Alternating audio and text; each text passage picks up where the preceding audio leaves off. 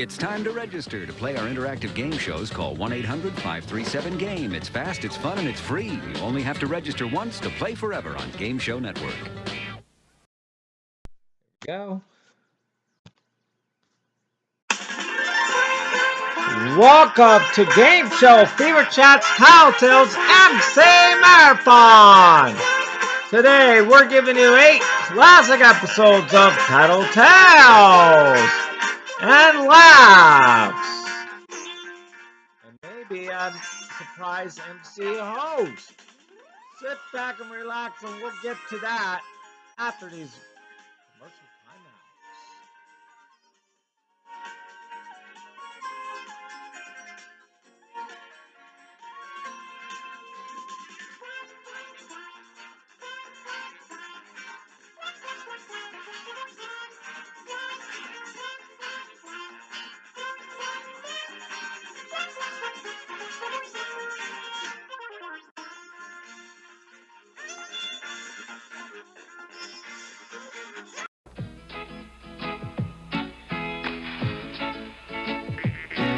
Give it all you got, take your very best shot, and may the best team win.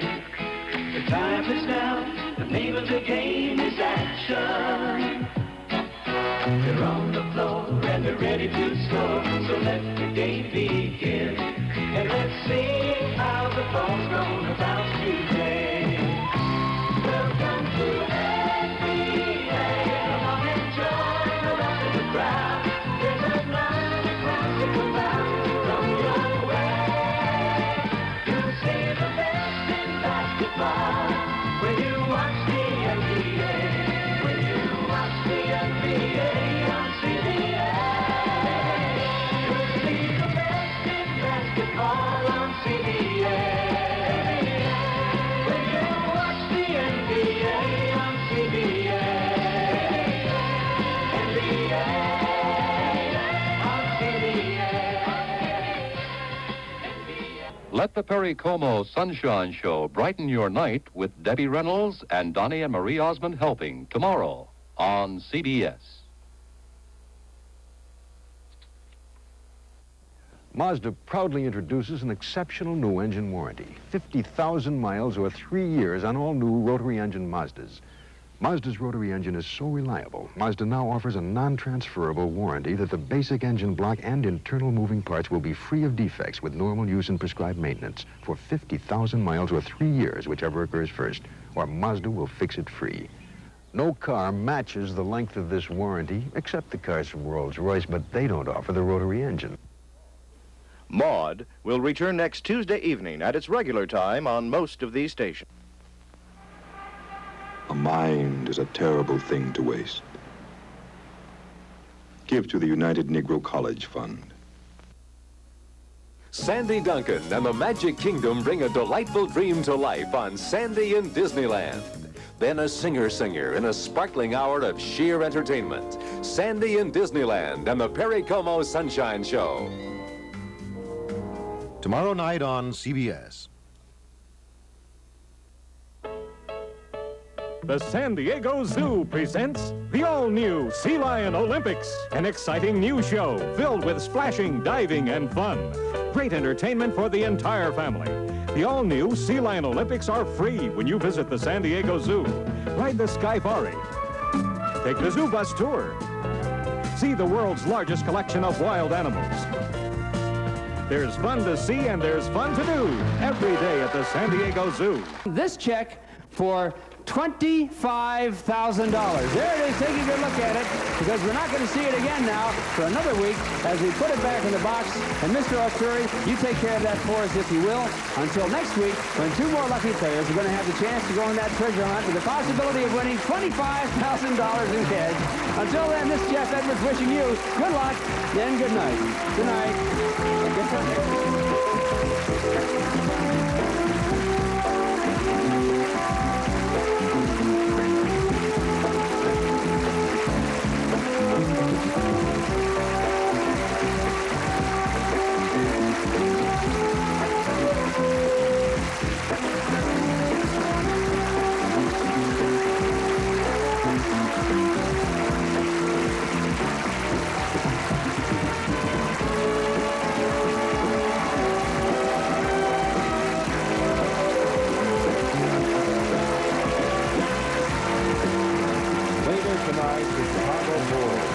Detroit Pistons in Game 5 of the NBA playoff series. Be watching tonight at 8:30. And now get ready to join the Peanuts clan as they try to find out who delivers all those Easter goodies. Most of the gang are uncertain, but Linus is sure. Good grief, it's the Easter Beagle, Charlie Brown, next.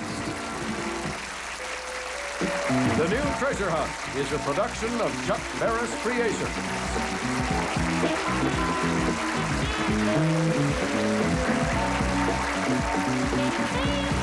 If you have an income but are overwhelmed by debts, there is a nonprofit community service agency that can help.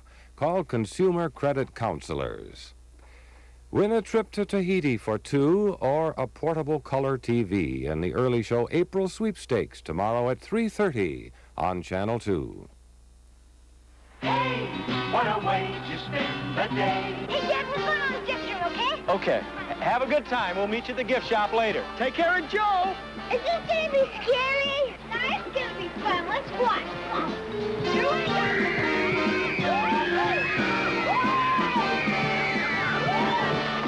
Wasn't it a great ride?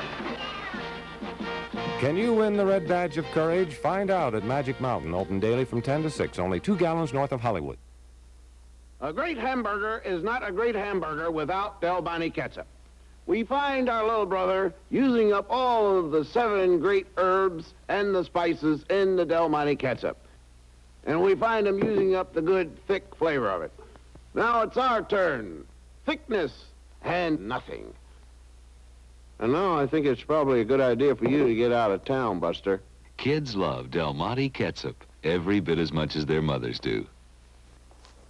Oh, isn't this beautiful?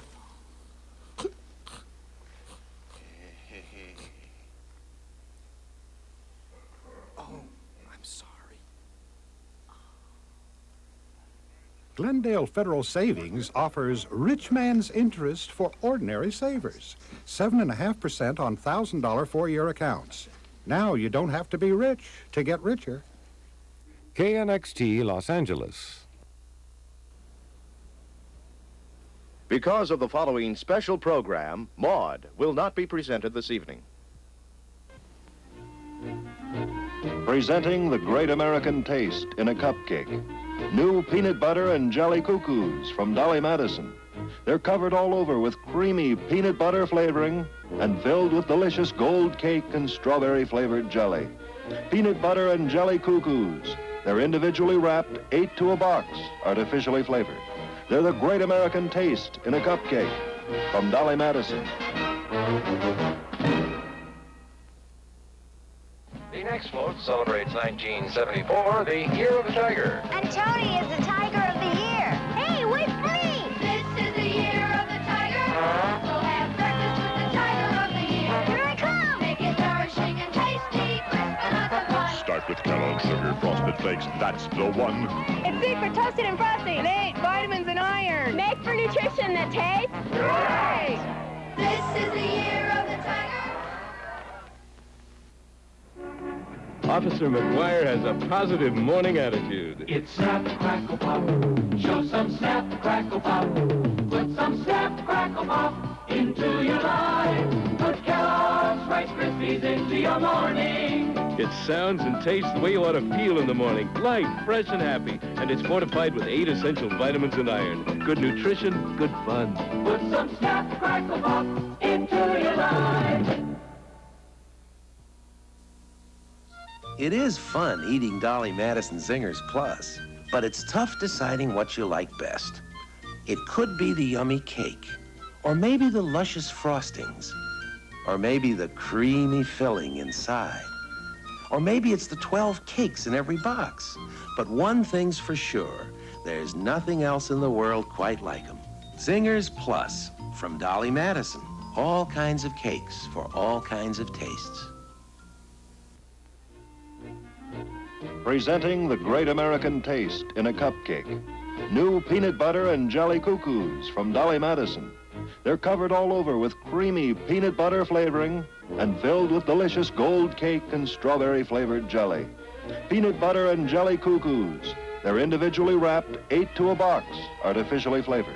They're the great American taste in a cupcake. From Dolly Madison.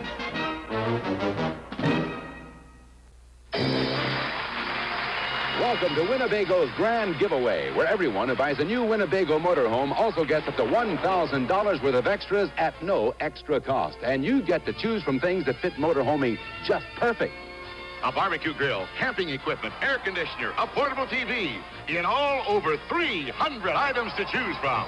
It's all in this catalog, which you'll find at participating dealers. Just show up with a smile before May 18th.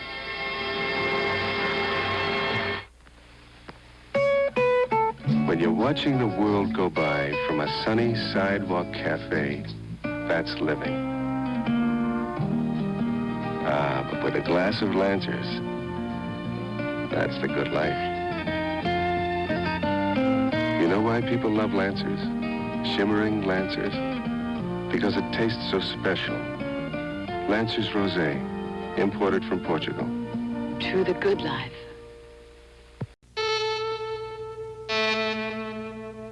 CBS presents this program in color.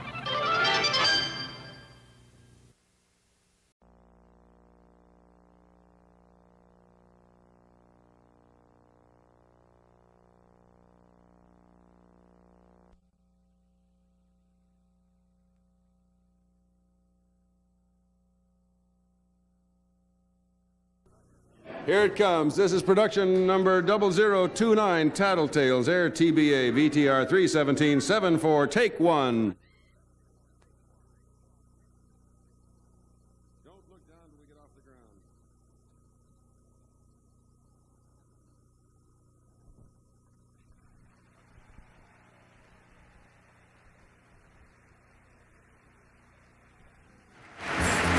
Everyone in this arena has a money stake in one of our famous couples. Rooting section number 1 has its money on composer-singer Chuck Woolery and movie actress Joanne Flug. Rooting section number 2 backs Alan Ludden, host of Password, and Betty White of The Mary Tyler Moore Show. Rooting section number 3 is betting on TV host Bill Cullen and his wife Ann as we play the game of celebrity gossip, Tattletales. And here's the star of Tattletales, Bert Convy.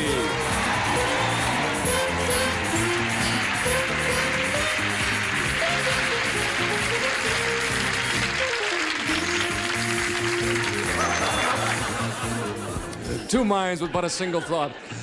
Thank you. Welcome to Tattletales. It's nice to have you with us at home. Nice to have our studio audience. Nice to have our celebrities. Nice to have me. Aren't we all happy and having a good time? As our studio audience, of course, divided into 3 sections, each one backing one of our celebrity couples. And every time one of our stars wins some money, it is divided among their rooting sections. So, ladies, if you will, have a seat with me. Fellas, step to the rear, and we'll get rolling with Tattletales in just a moment after this message for you. Here it is. Promise to control yourself, Henry. This time when you see the new improved gravy train, don't go crazy, okay? Since we switched to new improved gravy train, Henry can't wait to get at it. Henry, you promised. It must be that new beefy tasting gravy. It's rich and thick and so much darker than before. It must be better tasting. Henry says it is. New gravy train with better tasting gravy. Ordinary pantyhose are okay under funky clothes, but gentlemen prefer Hanes. If your pantyhose are only fair, your girlfriends wouldn't really care, but gentlemen prefer Hanes.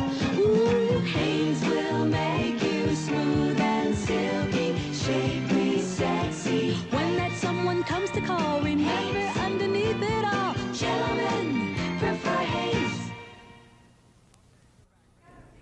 Okay, we're back, ready to get things rolling here. The ladies are having a seat here with me. Of course, first here on my right is Ann Cullen and her husband, Bill Cullen, in the box.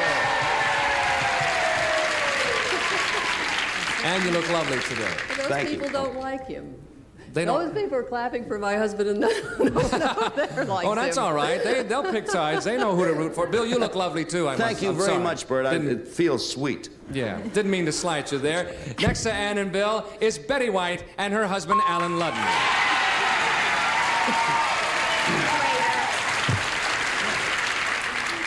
Thank you for joining us today, folks. Thank you. It's nice to have you, Dimples. Betty. Look who's talking. Yeah, how about that? we got 4 between us, haven't we? Or maybe more. Watch it. Watch it. Sorry, Alan. Moving right along, folks. Next to you is Joanne Flug and her husband, Chuck Woolery.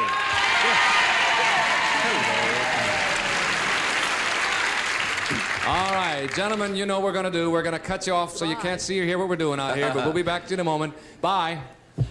Now, ladies, I'm going to ask you some questions about your husbands and your lives together. When you have an answer you think he'll recognize, press that button in front of you, okay? Okay. Here we go. It happened during a wedding. Joanne.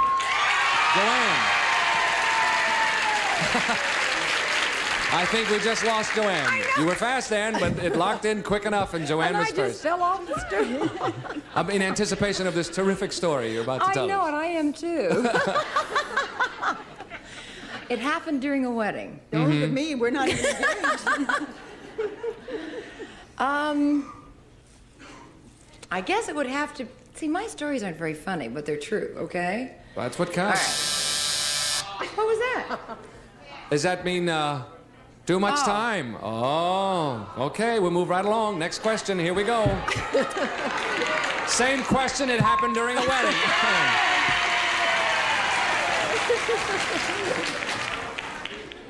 Bill and I were married in New York City at a judge's apartment, and we got all ready to go and all dressed up and all pretty, very tiny little wedding. And we arrived, and there were fire engines all up and down the street. We had to crawl over hoses to get up to the elevator, to get up to the apartment to have our little wedding. That's not very funny either. No, it's not. That's a hot one time. What was burning? But we never did see a fire. But the fire hoses were spread all over the lobby of the apartment building. So if I say hose, he'll know. He'll know. A one-word clue worth $100 to your rooting section, and it is hose. I think it's my Okay. Let's bring on the gentlemen. Yellow. All right, now, fellas, we have asked the ladies a question. We have a response. When you think you can match your wife's story from the clue, sound your signal. Okay. Anything you say, Bert. We got it all straight here. Here's the question first. It happened during a wedding. And the clue is... No, I haven't given a clue yet. Did you accidentally bump that? Yeah. Was an That was an accident. Was an accident? Yeah. All right, here's the question again. It happened during a wedding, and the clue is hose. Bill. Who was first? Who was first out here? Yeah. Bill, you were first. You were up first.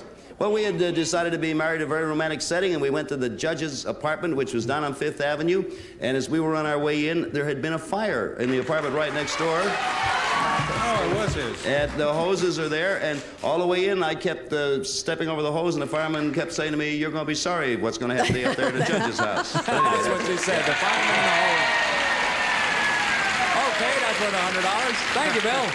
Thank you, gentlemen. We'll see you in a minute. Okay, ladies, get ready. Question number 2 coming up. Here it is. It happened while shopping. It happened while shopping. Joanne. Okay. Chuck is a very compulsive buyer. And he's always bringing home funny antiques, which I love. But this one day he arrived home with all these goldfish. And we didn't have an aquarium, so he proceeded to fill up the guest bathtub and put all the fish in there. And they're still there.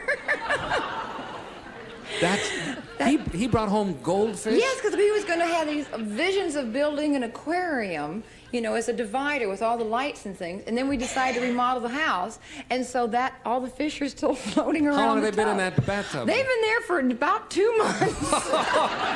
Oh my it goodness! seems like forever. You can borrow our shower if things get really Yeah. No, we have a tub. This is the I'm guest glad to hear that. Whew.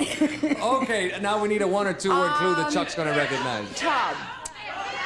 Tub? Tub. It happened while shopping, and you'll say tub. What? 2 goldfish is 2 words. Goldfish is 1 word. Goldfish is 1 word. Tub. So you want to go with tub? Yeah. Okay, she knows what she wants. Shh, let's not talk. All right, let's bring in the fellas. Gentlemen, we have another question. We have another clue. Here is the question first. It happened while shopping, and the clue is tub. Chuck.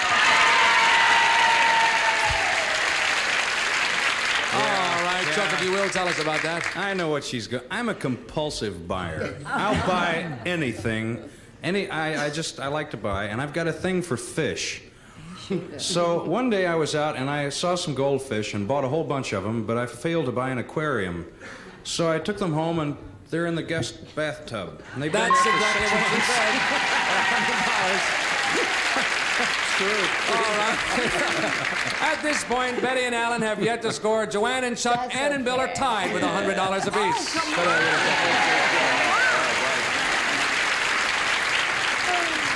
Okay, we're going to play a Tattletale quickie now, and reaching over, I find it. Here it is. Gentlemen, I'm going to ask you this question.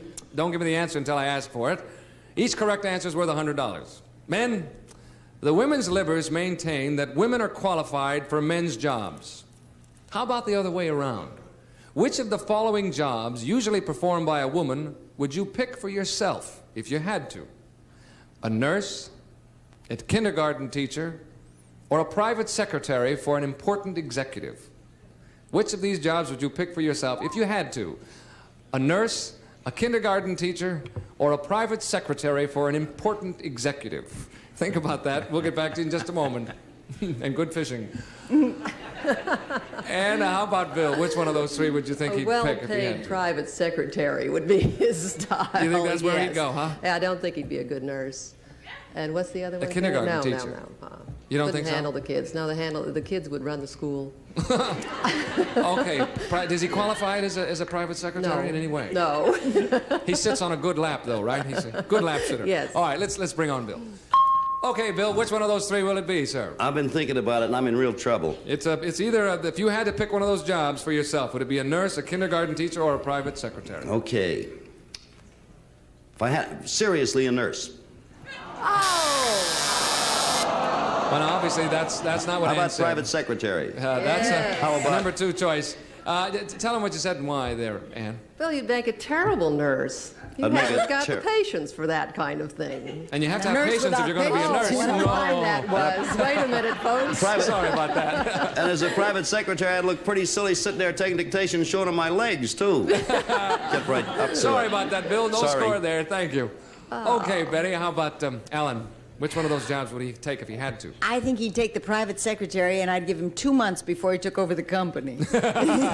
You say private secretary Yes, sir. because of his business acumen. Yes, and also he's got an awfully cute figure. All right. Let's bring in Cutie Pie. Alan, which one of those three jobs would you take, sir, if you had to? First of all, I want you to know I know all the jokes she made about some of those choices for me.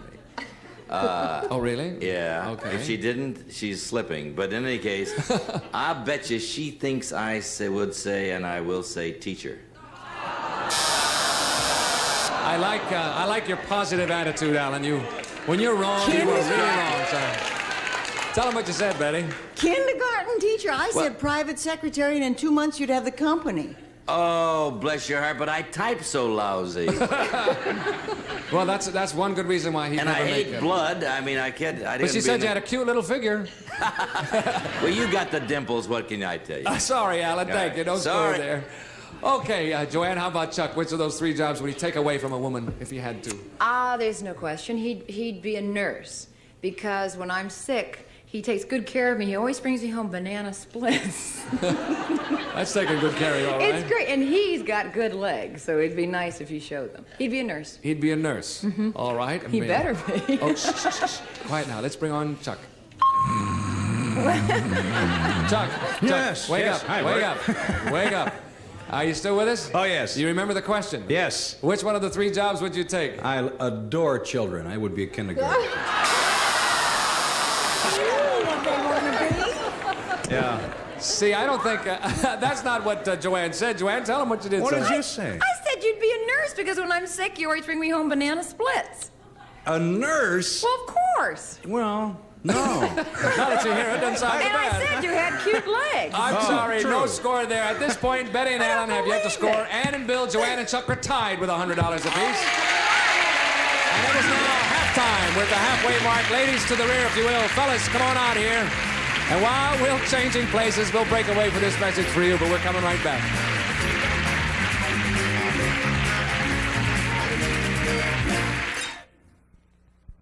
Americans love rice and gravy together, but sometimes... Rice but no gravy?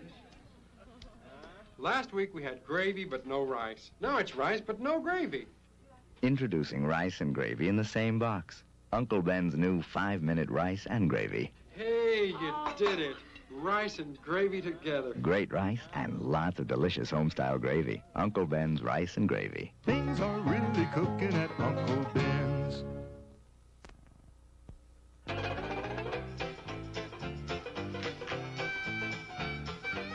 Clap hands, here comes chili. Hormel, the good time chili. Clap hands for Hormel chili now. Clap hands for Hormel flavor. Great taste you're bound to favor. Hormel's the good time chili now. Hormel's the good time chili now. Homemade something? In addition to cash awards, a member of the winning rooting section chosen at random will receive Charm Glowette, the completely portable gas grill that goes anywhere. Instant flame without starter fluids or charcoal. Charm Glow Products, Antioch, Illinois. And Foster Grant sunglasses, featuring the unsurpassed protection of genuine polarized Foster Grants. The looks, the lens, they've got it all. We'll be back to more Tattletales in just a moment. Every home has its motto. Here's mine. I hate housework, but I love a clean house. So I let Big Wally do the house cleaning for me. Just spray. Big Wally foams, penetrates the grease and grime, takes the dirt and leaves the paint. I use Big Wally on everything washable. Counters, bathroom, even garden furniture. You hate housework? Try Big Wally. Takes the dirt and leaves the paint. Hey, look at the table I found at the auction. Oh, Hank, for a guy who runs a natural food store, you sure don't know what makes wood look clean and natural. Try Favor. New formula Favor. What's wrong with my polish? Yours just takes off surface dirt. Favor really cleans. Cuts through dirt and old wax. Favor picked up more dirt. Now that's a clean shine. And a clean shine is a natural shine.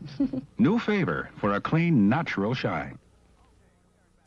Okay, we are back. As you know, our studio audience is sharing in the winnings of our celebrity couples, but let me add this. If your rooting section is backing our winningest couple at the end of today's show, we will add as a bonus $1,000.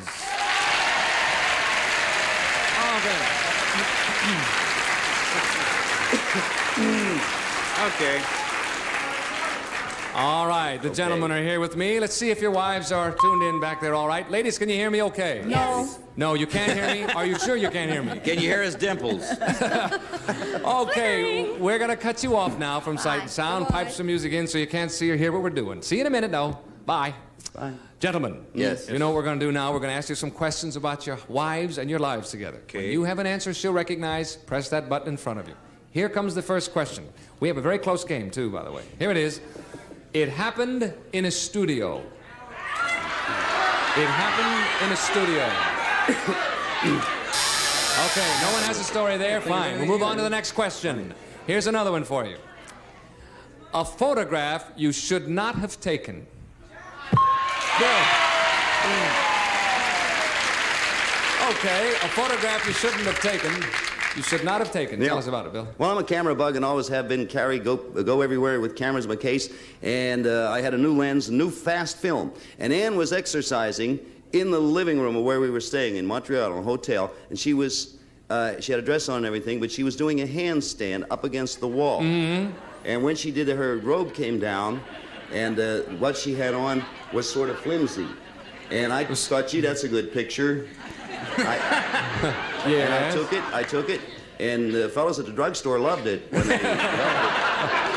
But I would say you have to use two words for this because I know this is something she wants to put out of her mind. You want to use one word? How about naked upside down? No, you'd have to say. Well, that's certainly graphic. Is headstand two words? No. Headstand is one word. One word, headstand. That's got to be it. Okay. I hope she remembers. That's a one-word clue worth $100 to your rooting section. Okay, let's bring on the ladies. Ladies, we have asked the fellas a question. When you recognize your husband and can match his story from the clue, sound your signal. Here we go. Here is the question first. A photograph you should not have taken. And the clue is headstand. Yeah. You're up, Ann. Tell us about that. My earphones. Well, you don't need them now. Or yes, you do. Can you hear us all right? Yeah, I can hear you fine. Okay. Yeah, I didn't know Bill had his camera, and I didn't know he could take pictures indoors. And I did a headstand, and my skirt sort of... Sort of? Yes. And we have that picture. Yes, that's right.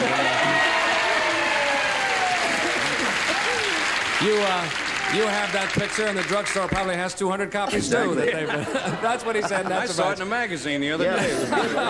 All right, thank you, ladies. We'll come back to you in just a moment. Can I get a credit? Gentlemen, are you ready? Here comes the second question. All right, we're going to get this, kids. Here we go.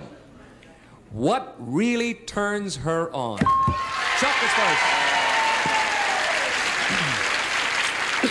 You were fast, Alan, but Chuck was faster. Tell us about it, Chuck. You know, it's really strange. What really turns Joanne more on than any single thing is candlelight. She just goes to pieces in candlelight. What does she do? Is that right? Goes to pieces. You can put your own emphasis. I don't care. Okay. But that's a very short story, but it's true. Well, that's what turns her on. So now we need that clue from you. Yeah, I would say candlelight. Is that 2 words? I think candlelight is one word. Candlelight is yes, one word. Candlelight. Yeah, sure. Okay, one word clue, and it's candlelight. Let's bring on the ladies. All right, ladies, we have another question, and we have another clue. Here is the question first. What really turns her on? And the clue is candlelight. Joanne, you are up, my dear. I love candles, even before the energy crisis came in. I had candles all over the place. And whenever I come home, when Chuck has candles all over, well... That's what he said, and that's $100. Absolutely. Okay, at this point, Betty and Alan have 0. Ann and Bill, Joanne and Chuck are tied so far with a score of $200. See you there? Okay, we'll be back with more Tattletales in just a moment after this message for you. Hang on.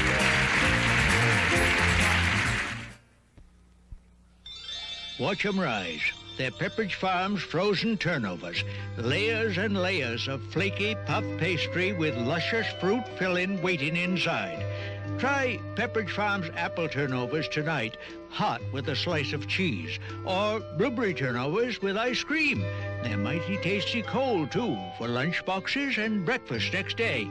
Pepperidge Farm's turnovers taste homemade, 'cause Pepperidge Farm remembers.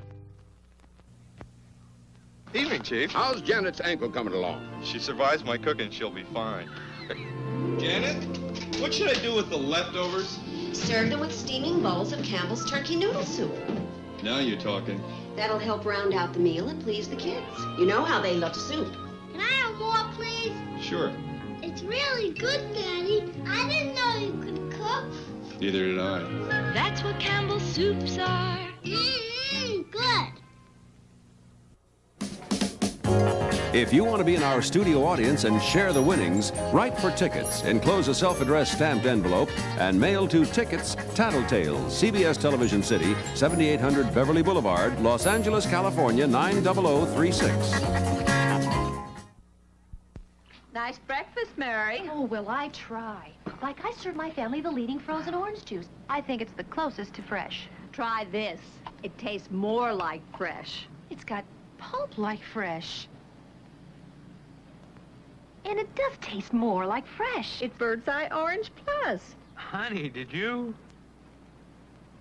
Bird's Eye Orange Plus. Frozen concentrate for imitation orange juice. Are you sure you didn't squeeze this? Hunt starts with the meat of the tomato. Ripe, firm, juicy. Most of the skin and seeds have been removed. The meat of the tomato makes a deliciously rich sauce, a great tasting ketchup, and a tomato paste thick and rich with flavor. Try these fine Hunt's products and discover why more women cook with them than any other tomato brand. Hunt's, made from the meat of the tomato. Okay, we are back. We have a good close game, at least on the outside there. Yeah. I wouldn't say the middle's doing too but great. But you get in here now. We're going to play a tattletale quickie. Each answer's worth a little What slip was there, that? folks. Hey, I'll take that. Sorry about Take a that. piece Sorry of about that that. action. No, that was a slip. Goodson and Todman just went right over there. Each correct answer is worth $100. I'm going to ask you the question, ladies. Here we go. Ladies, you're at home with your husband, and as you're about to pull down the shade, you notice that across the way, a gorgeous girl is getting undressed. Now, would you call your husband's attention to the show, or would you just pull down the shade and ignore it? Fess up, ladies. If you saw that gorgeous girl getting undressed, would you call your husband's attention to the show, or just pull down the shade and ignore it? Think about that one, ladies, and we'll come back to you in a moment. We're home free, Easy, gang. kids. Oh, wait a minute. Now, wait a minute. I don't know about them, but I Now, know that's at what- least you've got $100. Isn't that interesting? They all Oh, three yeah. are sure they know this, Yeah. right? Yeah. Positive they know No this. question. Oh, Bill, it's let's piece start of- off with you. How about Ann? Now, what's she going to say? now there's a beautiful girl across the way. She notices, does she pull down a shade or does she tell me? Or does she call you over to admire the view? This is a piece of cake. Not only does she call me over, she hands me my telescope. I can tell you right now. That becomes a piece of cheesecake. Now, I think I almost have to say why is that? Well, because at my age, it's about as much fun as I can have anywhere. But I don't know why. Yeah, silly question. Sorry, Alan. No, she's a nice girl, and she knows that she can stand up to the competition. Oh, well, that's a sweet thing to say. So I can't. All right. More than I can say, right? Let's bring on Ann now and see what she would do. Ann, Yes, now what would you do if you saw that gorgeous girl? Would I'd you? tell him. That's what he said. He went for $100. Thank you, Ann. Okay, Alan, how about Betty? How would she Betty is handle the that? kind of gal who, when we're on a beach, will call my attention to a good-looking lady walking down in a bikini. Betty is the kind of wife who, when we're sitting on a plane, points out to me the stewardess with the short skirt who is she's leaning over the seat opposite us. Is that right? Yes, Is that she a is. terrific Betty wife? is the kind of secure lady who wants me to enjoy whatever I can so long as she is there. Yeah. Those are the tests. So in this case... And in this case, she would by all means call me over and hand me the telescope or whatever. Okay, let's bring on Betty. Okay, Betty, what would you do if you saw that gorgeous girl over there? Oh, that's easy. I'd say, come on over here, honey, and eat your heart out. That's what he said, darling, for $100. Thank you, Betty. Okay, Chuck, how about Joanne? Yeah, Joanne would be at the window going, I can't believe it, I can't believe it. Yeah, she'd ask me to come over. She say, come Yeah, over and, come over and enjoy look. the view? Sure. All right, let's see if she agrees with you. All right, Joanne, what would you do if that gorgeous girl was over there getting undressed? Watch her. And I'd pull Chuck over to look, too. That's what he said, for $100. Okay. Oh, no, our time is up. That means we have a tie. Ann and Bill, Joanne and Chuck are winners today. All right, Ann and Bill, Joanne and Chuck, you each won $300. We had $1,000. Your looting sections will split a total of $1,600. Okay, we're going to break away for a minute, and then we'll be right back after this message for you. Thank you. I've never seen her eat like this. It's amazing. She usually picks. These dog owners are talking about Mighty Dog from Carnation. It's pure beef, no byproducts, so it tastes better than any leading canned dog food, with vitamins and minerals for complete nourishment. Single-serving cans that end leftovers. It's great to see her enjoy her food. Mighty Dog, pure beef, no byproducts. Though many doctors recommend it, you may never have heard of this medicine. Yet it pioneered a remedy specifically for sinus headache. Congestion, pressure, headache. When needed, this medicine hits these sinus symptoms all at once, its effectiveness backed by clinical evidence. There are others now, but this, the one you've never heard of, is the one that's number one. Sinutab, number one for sinus headache. Okay, we're back. We don't have much time. Today we gave away a total of $1,700 to our audience. We thank you for coming, and we thank you for coming too. It was fun to have you with us today. Tomorrow we're going to win. I hope so. Tune in next time when we'll be giving away more money to our studio audience, sharing our secrets and our winnings. Kurt Conley, so long till next time. See you, everybody.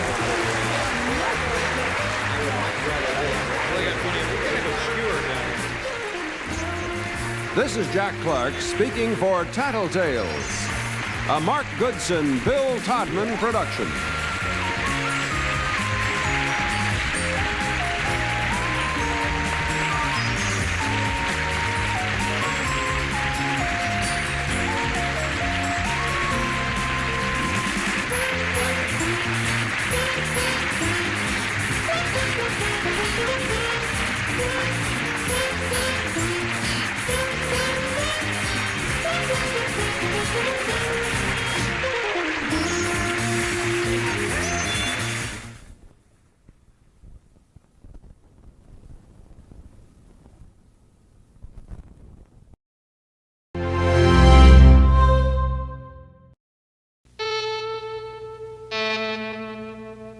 CBS presents this program in color.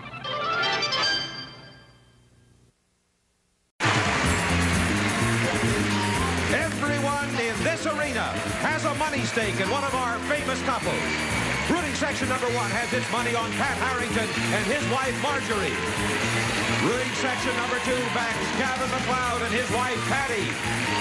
Rooting section number 3 is betting on Alan Ludden and his wife Betty White. As we play the game of celebrity gossip, Tattletales. And here's the star of Tattletales, Bert Convey.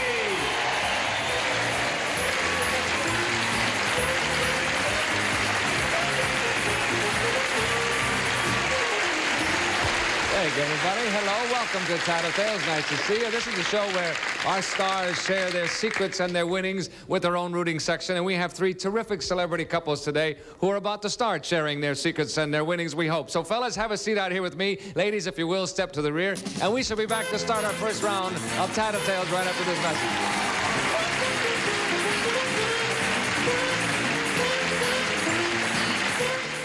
What do we have back there for Donna? A beautiful living room set. It's a beautiful, elegant dining room set. Beautiful modern furniture. What do we have behind that curtain? A new dining room set.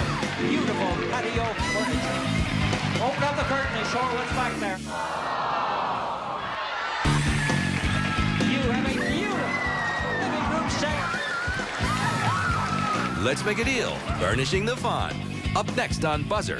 Let's play. Okay, we're back, ready to roll. First off, let's say hello to Mr. Alan Ludden and his wife, Betty White. Shall we do that? We're going to win today. You are going to win?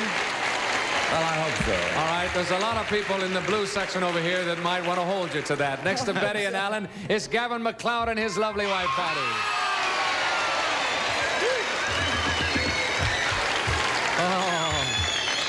Oh, boy. That's a wild one. They're raring to go in the yellow section, aren't they? Next to Patty and Gavin is Mr. Pat Harrington and his wife, Marge.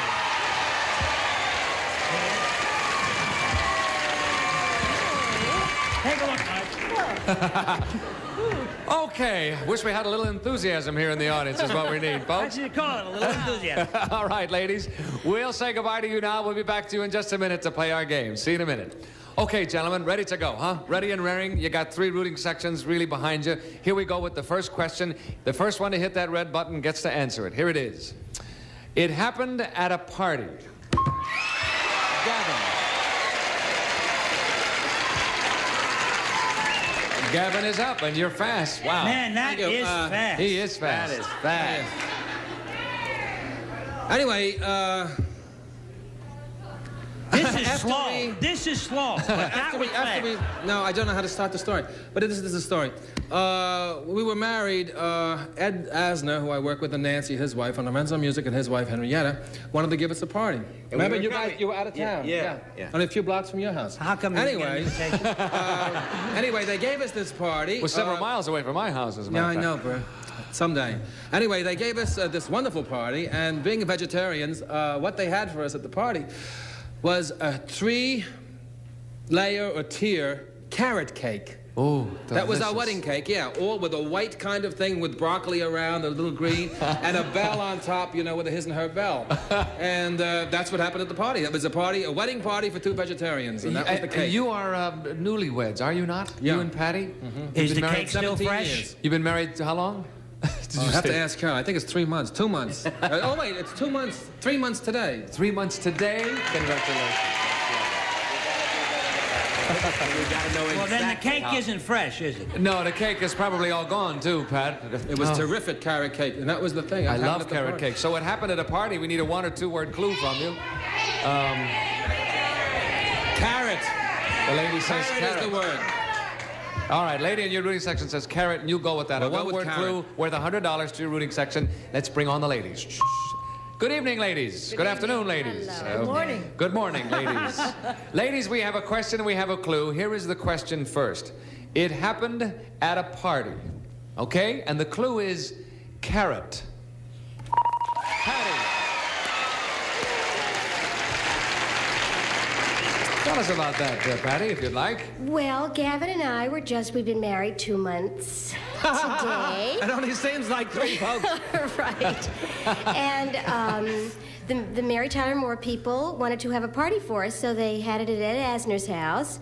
Ed and his wife, and Lorenzo Music and his wife. And we eat health foods and we're vegetarians. And for our wedding cake, we had a carrot cake. That's what he said in your life.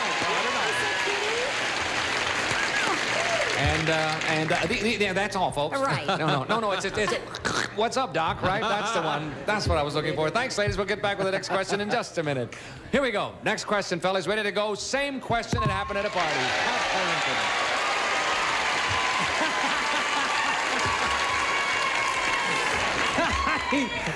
Did he beat me? Yes, he did, sir. I'm sorry. I beat you so bad. Are you kidding? I almost beat myself.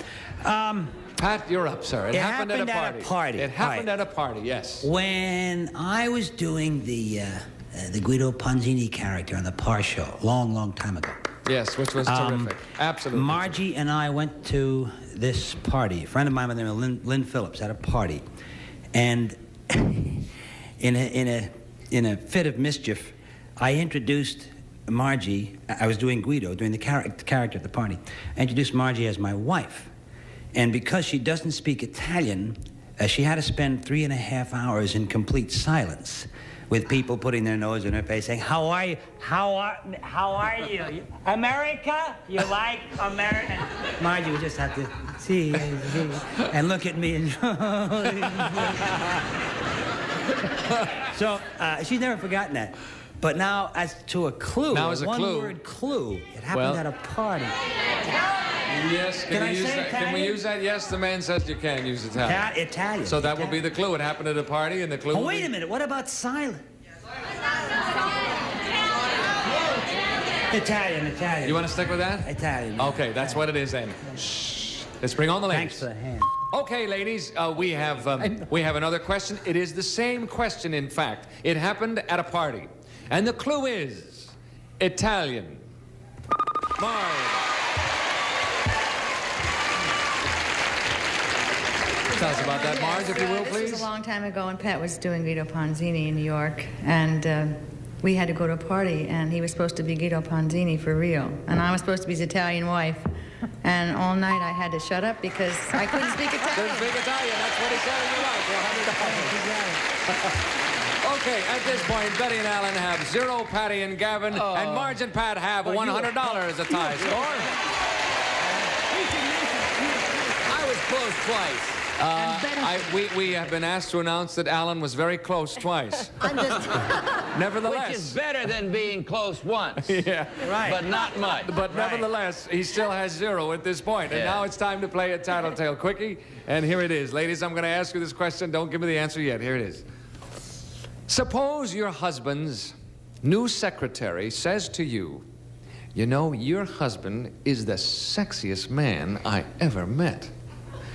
Would you be pleased to hear it or a little irritated by it? Just suppose your husband's new secretary says to you, you know, your husband is the sexiest man I ever met. Would you be pleased to hear it or would you be irritated? Think about that, ladies. We shall come back to you in a moment and find out. How would Betty react to your new secretary saying? Well, I don't know how she would, but I know how she should. How should she react? And she better do it the way she should. Yes. And I think she will, because she usually does. Well, no, I can't even say that. Give us a break, will you? All right. She'll be pleased with it, for heaven's sakes. She as would any be, good red-blooded woman should be. Oh, really? See, it doesn't say on my card what that secretary looks like. Wouldn't it be interesting if I had said... Well, she'd trust some good old Square Allen. Oh, she you know, does, yeah. huh? I've heard that before, my friend. Okay, you say that she will say that she would be pleased to hear it. She'd be more pleased than displeased. You don't confuse me now. It says here that you think she will say she'd be pleased to hear it. And if she doesn't say that, boo. Okay. Everybody in the blue section. All right, here we go. Let's bring her on. Okay, Betty, a correct answer is worth $100, and you can use it at this point now, so what is your answer? Would you be pleased to hear that or irritated? Well, Alan's such a great guy, and I feel so kind of secure with him that if I heard that, I would be so irritated. I would be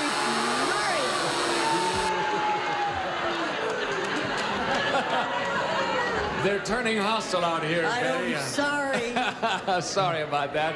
Betty! You, Alan! I thought you'd be pleased now. I'd be surprised, and then I'd be irritated.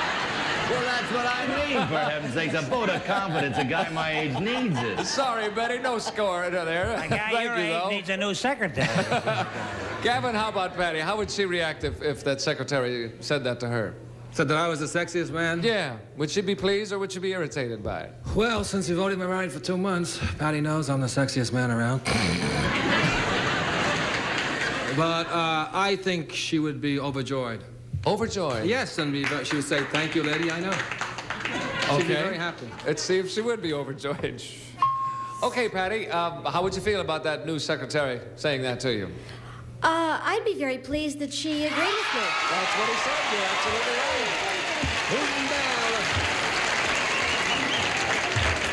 It'd be fun to take a straw vote in the audience and see how all the women would feel about that. But that's very nice. It's very generous of you. Thanks, and very honey. kind. And, Okay, kid. and mature. You're my kid.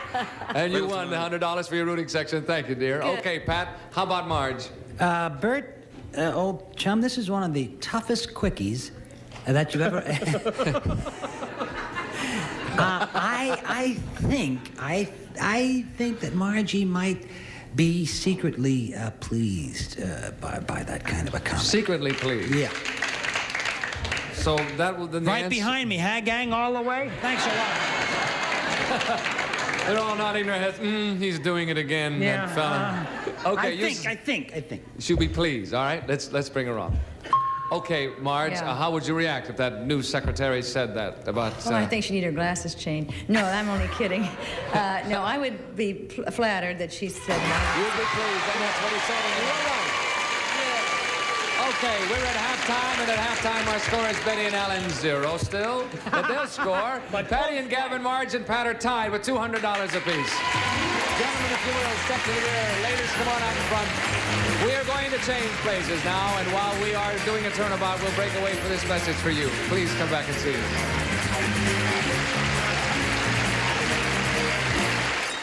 Where do you catch TV with class? Pardon? The answer is black and white. Once you kind of relax, settle back, and enjoy yourself. Buzz till dawn, baby. Here we are. We're back. We've changed places. And by the way, you know, our studio audience is winning money. Everybody except Betty and Alan's rooting section at this point. But they will. You wait and see. I guarantee you everybody will go home with something today. I make that promise. And I hope I'm right. But if you're in the rooting section that's backing our top winning couple today, and there will be one, we will add a bonus of $1,000 to that rooting section.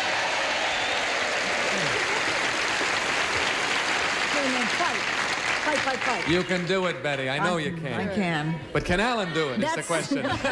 Let's bring on the fellas and see if they're ready to go back there. Gentlemen, are you ready and seated and I tuned in? hope so. Am I in the right chair, Bert? Yes, Marge is sitting right above you, so I guess you're in the right chair. Who's that lady above me? That's Betty White. I believe that she That's no belongs to lady, you. that's your wife. Yeah. That jealous lady, right? Okay, fellas, goodbye. We'll see you in a minute. All right, ladies, ready to go. First question. I'll take the first response when you have an answer you think he's really going to recognize. Here it is. It happened in a new home? Patty. I have 100 of them. Oh, for you, really? Bart. It happened in a new home. All right, well, for starters, it's a little long. I'll try to shorten it, but we had no hot water or heat the first night. So we called the gas company the next day to come light the pilot because we don't even know how to do that. He came, he said, we have to rip this pipe out. It's to your dryer, and it's a gas pipe, and call your plumber. So we called the plumber the next day. He said, yes, that's right, it's illegal. You have to get a new goodie. So he said, I have to get a permit, and a this, and a that, and a that. So he puts it in to the tune of over $300, and from 9 to 3 in the afternoon, and goes to hook the thing up, and he said, oh, my. I said, what's wrong? He said, you have an electric dryer. And nobody checked. The plumber didn't check, and the gas company didn't check. And Gavin and I don't know what we have. So that's... Betty just said, oh, I hope she wins. So he said because we were such good sports, and if we didn't tell his boss, he'd only charge us, you know, like $25 less or something. His boss knows now. I know he does. Oh, wow. Okay, so we need a clue that Gavin's never going to forget. I think dryer. Dryer would probably do it. It happened in a new home. Okay, one-word clue worth $100 to your rooting section. Let's bring on the fellas. All right, gentlemen, we have asked the ladies a question now, and we have a clue. Sound that signal in front of you when you recognize your wife and think you can match her story. Here is the question first. It happened in a new home, okay? The clue is dryer. Gavin.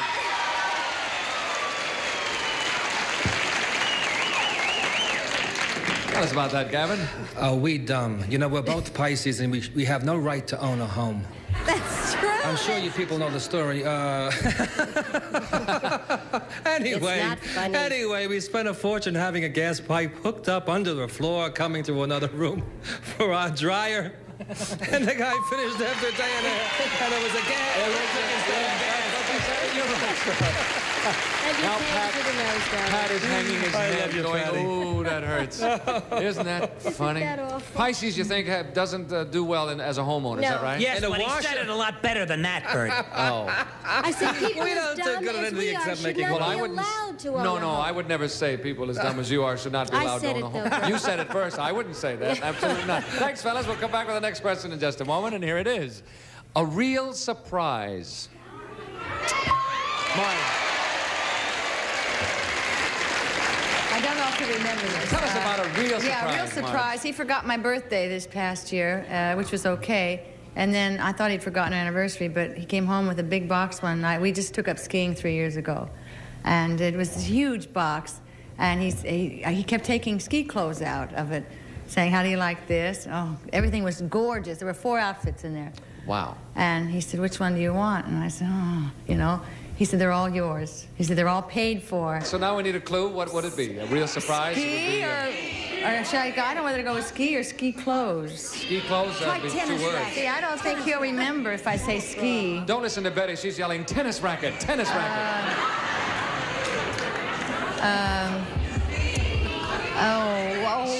Parka. Real surprise. How about parka? Parkas. Warm-ups. What's that? Parkas. Parkas? What is it going to be? All right. Parkas it is. Okay. Let's bring on the It's your fellas. fault. I hope you were all right. Fellas, we have another question, and here it is. A real surprise. That's the question. The clue is parkas. The clue is what? That's very interesting. Tell us about it, Alan. I didn't think I didn't hear you said parkas. You what? What did you just say? Parkas was the clue? Yes. I wish I could kill myself. I don't have any idea. So tell us about it, Alan. Not about killing yourself. Just tell us about why you pressed that button. Well, I pressed the button because I thought you said party. Oh, and no, that would have been a clue for a surprise. I said parkas, and then does that sound familiar to you now, Pat? Well, I didn't hear it the first time. I thought you said parking. Oh, I feel like such a loser. I'm sorry, fellas. No score there. Betty and Alan have still yet to score. Patty and Gavin have $300. Marge and Pat have $200. We will be back with more of Tattletales in just a moment. Please come back and sit this. Okay, I have a tattletale quickie. I am now going to ask the gentleman this question. Do not give me the answer until I ask for it. Here it is, fellas. Do you think, in general, if a wife wants her husband to wear a wedding ring, he should do it? Do you think, in general now, not specifically about you folks, but in general, if a wife wants a man to wear a wedding ring, should he wear it? Think about that, fellas, and we'll be back to you in just a second. Okay, Betty, how about Alan? Do you think he will think that a man should do that? I've lost my confidence. Sure, why not? No. Sure, yeah. You think... Yes, to anything, Bert. You bet. Whatever you want. I think Now, so. Betty, I want you to think about this carefully. I'm thinking about it carefully. I'm with you, Bert. You bet.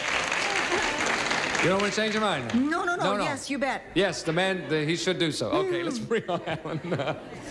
Okay, Alan, what is the answer to that? I think he should wear it because he wants to, but if she wants to, I see no reason for his not doing it, so I think he should. That's right. You were right, sir. You had us all scared there for a minute, but you came through and you were right. Absolutely. Let's see a score up there. Okay, that makes it official. Thank you, Alan. Okay, Patty, how about Gavin? What will he say? I think he should wear one if he wants to, only. Not if the wife wants him to. If it makes him feel good, then you buy it for him and you have it soldered on his hand. And okay, only if he wants only to. if he so the wants answer to. would be no, not if his wife wants him to. It should be that he wants him to. So your answer is no. whatever you said, Bert. No, do you think in general if a wife wants her husband to wear a wedding ring, No. he should do so? No, only if he feels good doing So it. the answer is no. You think he'll say no? Let's bring him on. Okay, Gavin, how do you feel about that? A definite no.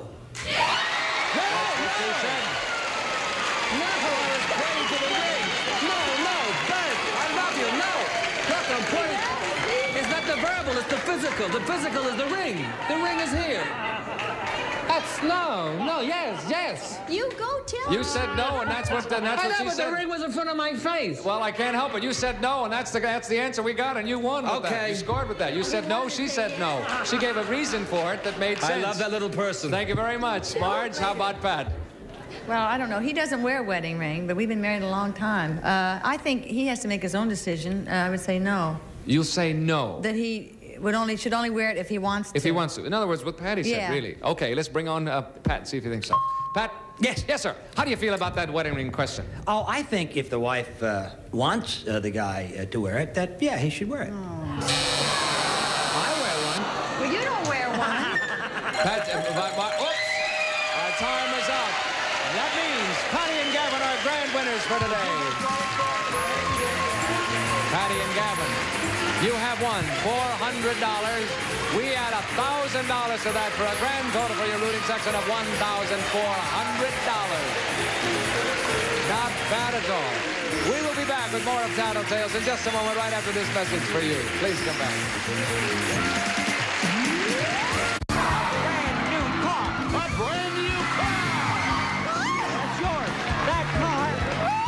Let's make a deal. Up next on Buzzer. I've been 30. Okay, today we gave away a total of $1,700. We hope you come back and see us next time. Bert Convey saying so long until then. Be with us on Tattletales, will you? Nice to have you with us.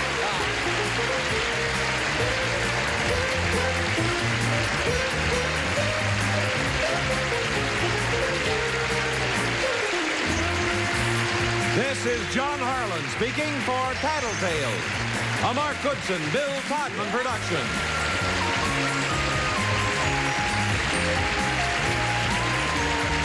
This program has been edited for broadcast.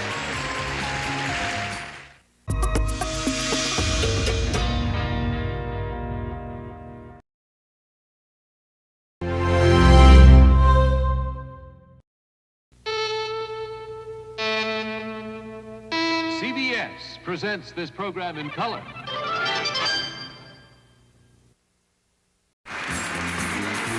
Everyone in this arena has a money stake in one of our famous couples as we play the game of celebrity gossip, Tattletales. And here's this week's star of Tattletales, Gene Rayburn. This is my ballet walk. Briskly. Hello there. I guess you know the story here. I am here through the good offices of Bert Convey. Yes. And good you know, sense he's a terrific host on this show. This is his show, and he does a great job. must say, But not much of a player, unfortunately. no. I have really enjoyed his participation as a panel member because he's contributed a great deal of wit and fun and everything. And his pretty wife, Ann, has been marvelous, too. She's not only good-looking, but she's funny, too. Yes, so. got to watch out for her. Thank you, Gene. That's right. That's nice of you. But I just want to say that we've got the audience divided into 3 rooting sections, each section backing one celebrity couple. The people here with blue all over their faces, they're backing... Roger Perry, who has blue trousers on, and comedian Joanne Worley. Hello, Joanne. Hello, darlings. Hi, Raj. We're gonna get him this time. You hanging in there? Well, I have blue eyes, blue pants. I mean, it's as good as Okay. it He's a very blue person. Oh, what? Are you wearing anything blue? Oh, wait a minute. Joanne or Roger? Joanne. In the middle of my little cornflowers is blue. Okay. We're covered for blue. We'll All get right. you, kids. Don't Terrific. worry. You folks here in the middle in the yellow section, you'll be rooting for beautiful Harvey Korman and his wife, Donna.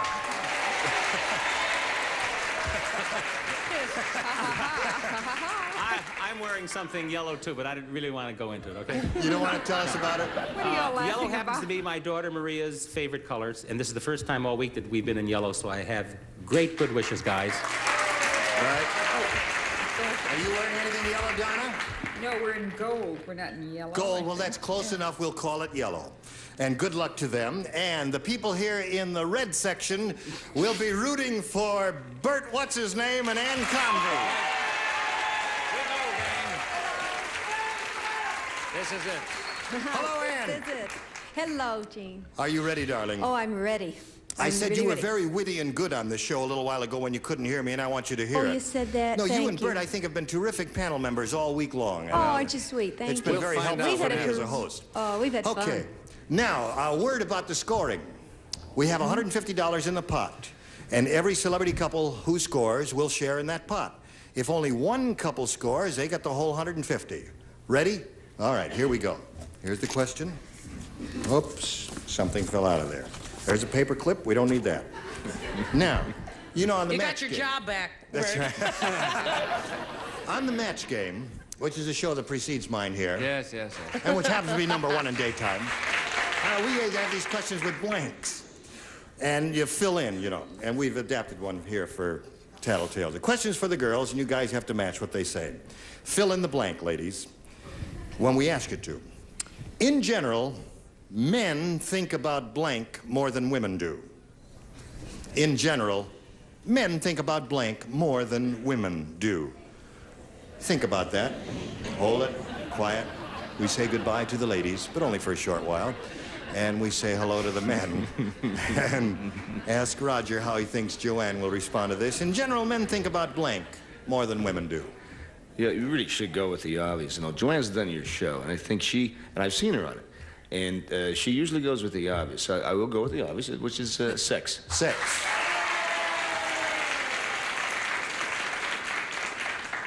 Bunch of fiends out here just gave you Now a we big round know. of applause there. Okay. Well, we're a good combination. Okay. So, Roger says the word is sex, that Joanne will say. Let's bring her out here.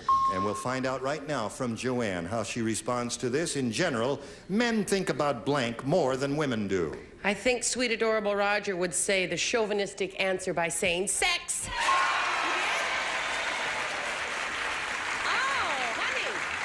What's so chauvinistic about that? Well, it's in all the comic books and the movies. They always say men think about sex more than women. But we know now that's not true, don't we, girls?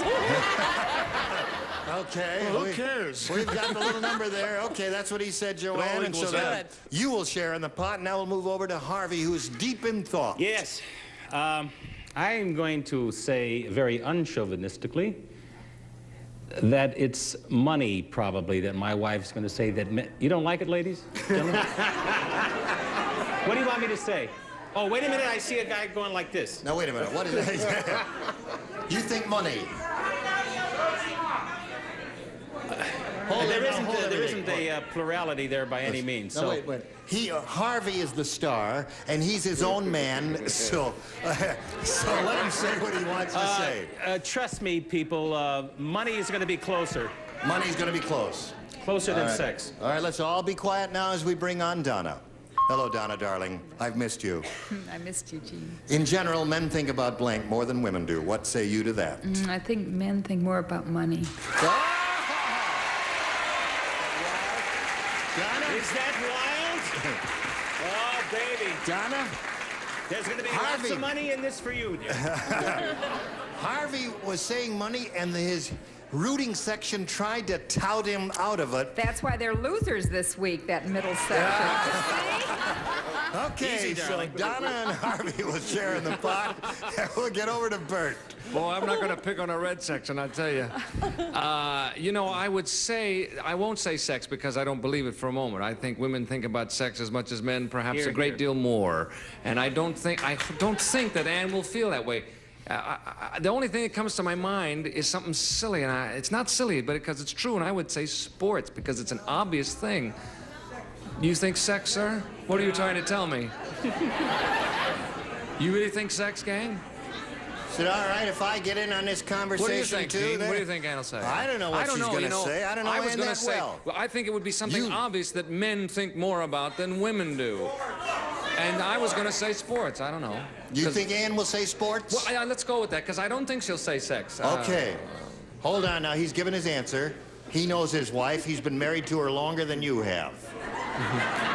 So let's get Anne on screen and get a response from you, Anne. Now, in general, men think about blank more than women do.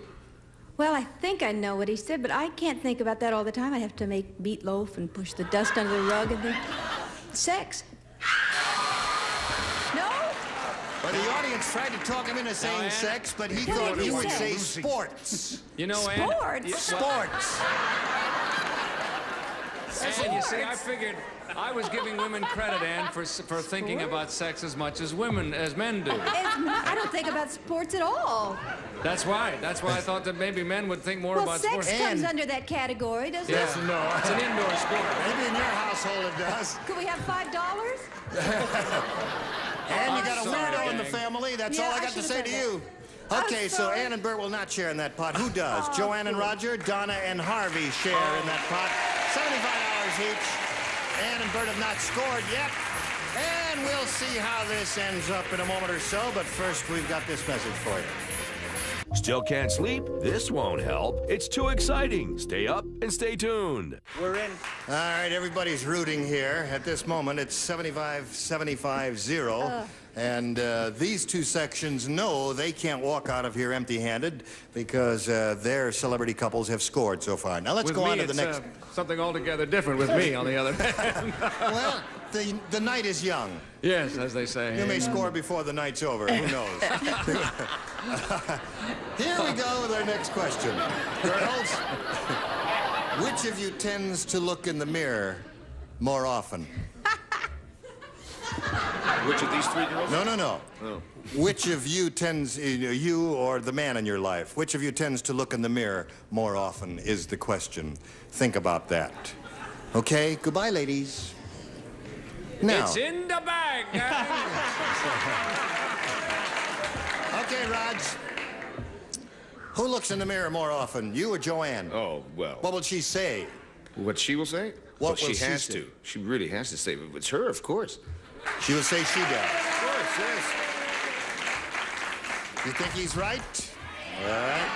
Hold it and we'll find out. You know, the right reflection now. on windows anywhere, you know, in the car. Oh, When okay. it's washed. All right, let's get Joanne out here. Joanne, which of you tends to look in the mirror more often? Well, I think this whole question is set up to get Bert. Is that correct? You devils! Well, think about it, honey. You'll get it. It's because you're so gorgeous. Oh, thank you. Anyway, Roger is, and I don't look in the mirror that much as evidence, but since I'm a lady and I put on eyelashes and all that, I would say I do. That's what he said. You will share in that pot? They're going to get you, Bert. Now let's see if Donna and Harvey continue their winning ways. Which of you tend to look in the mirror more often, Harv? Well, she claims that I take much longer to dress and to get ready to go out. Really? She claims that. And I do kind of look at myself a lot. A little implication of vanity there? Checking the hair, see how the hairline's doing. Yeah, doing very well. But I think she's going to say that I think that she does, so I'm going to go with her, guys. It's a little gamble. Okay. Oh, wait a minute. That's his It's a Listen, gamble. He didn't lead you down the rosy path before, and he may not be doing it now. On the other hand, he may be blowing it there. I'm going to say she. She, okay. Let's bring Donna back. Donna, which of you tends to look in the mirror more often? By a tenth of a second. I do. That's what he said. Now that's twice you've doubted him. Stop picking on Harvey. That's what he said. Okay, I know I'm talking to the audience, Donna. Yeah. All right, thank you, Donna. And now we'll move over here to Bert. Oh, boy. Are you putting up pressure on me? These two guys keep scoring. It comes down to old Dumbo here. All right, gang, but I'm reasonably sure of this one. We'll get on the boards with this one. It's me, hands down. You look in the mirror more often. No, he looks in the mirror hands down. I mean, I think that's what she's going to say. We know that that's not so. I mean, we know that. Okay. But I think that she's going to say it's me. I don't know why she'll say that. All right, let's all cool it and bring Ann back on camera. And there she is. Ann, which of you tends to look in the mirror more often? Oh, gee, I'm sorry, honey. We are playing for money. If I want to really get a message across to him, I have to write it on the mirror. So you say it is Bert. Is that what you're saying? Yeah, of course. He looks, that's what he said. So everybody scored. All three couples share in this part. And at this moment, the score is 50 to 125 to 125. It's turnaround time. Bring the pretty ladies out and send men back there backstage there. And while we're turning around, you can have a look at this message of interest.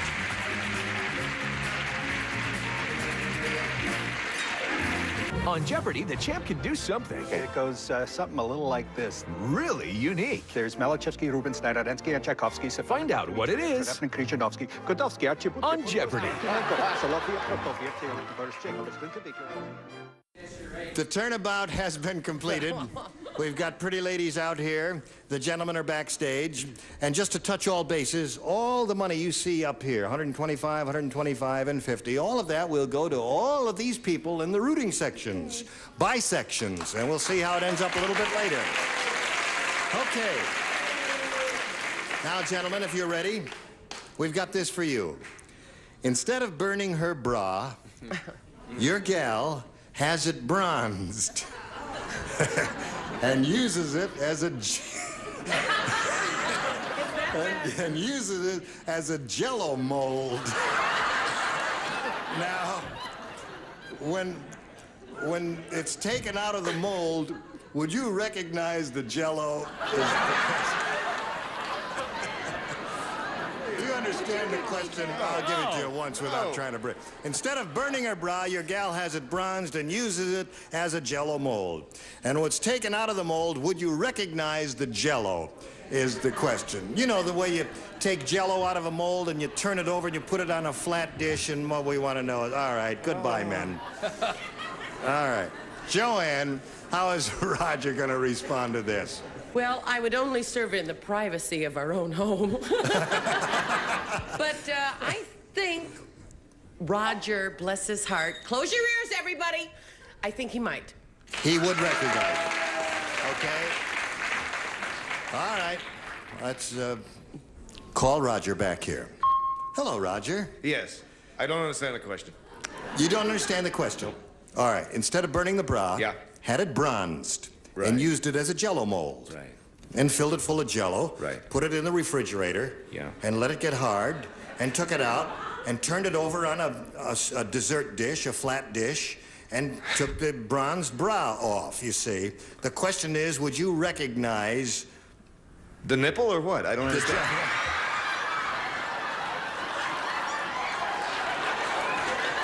The question is...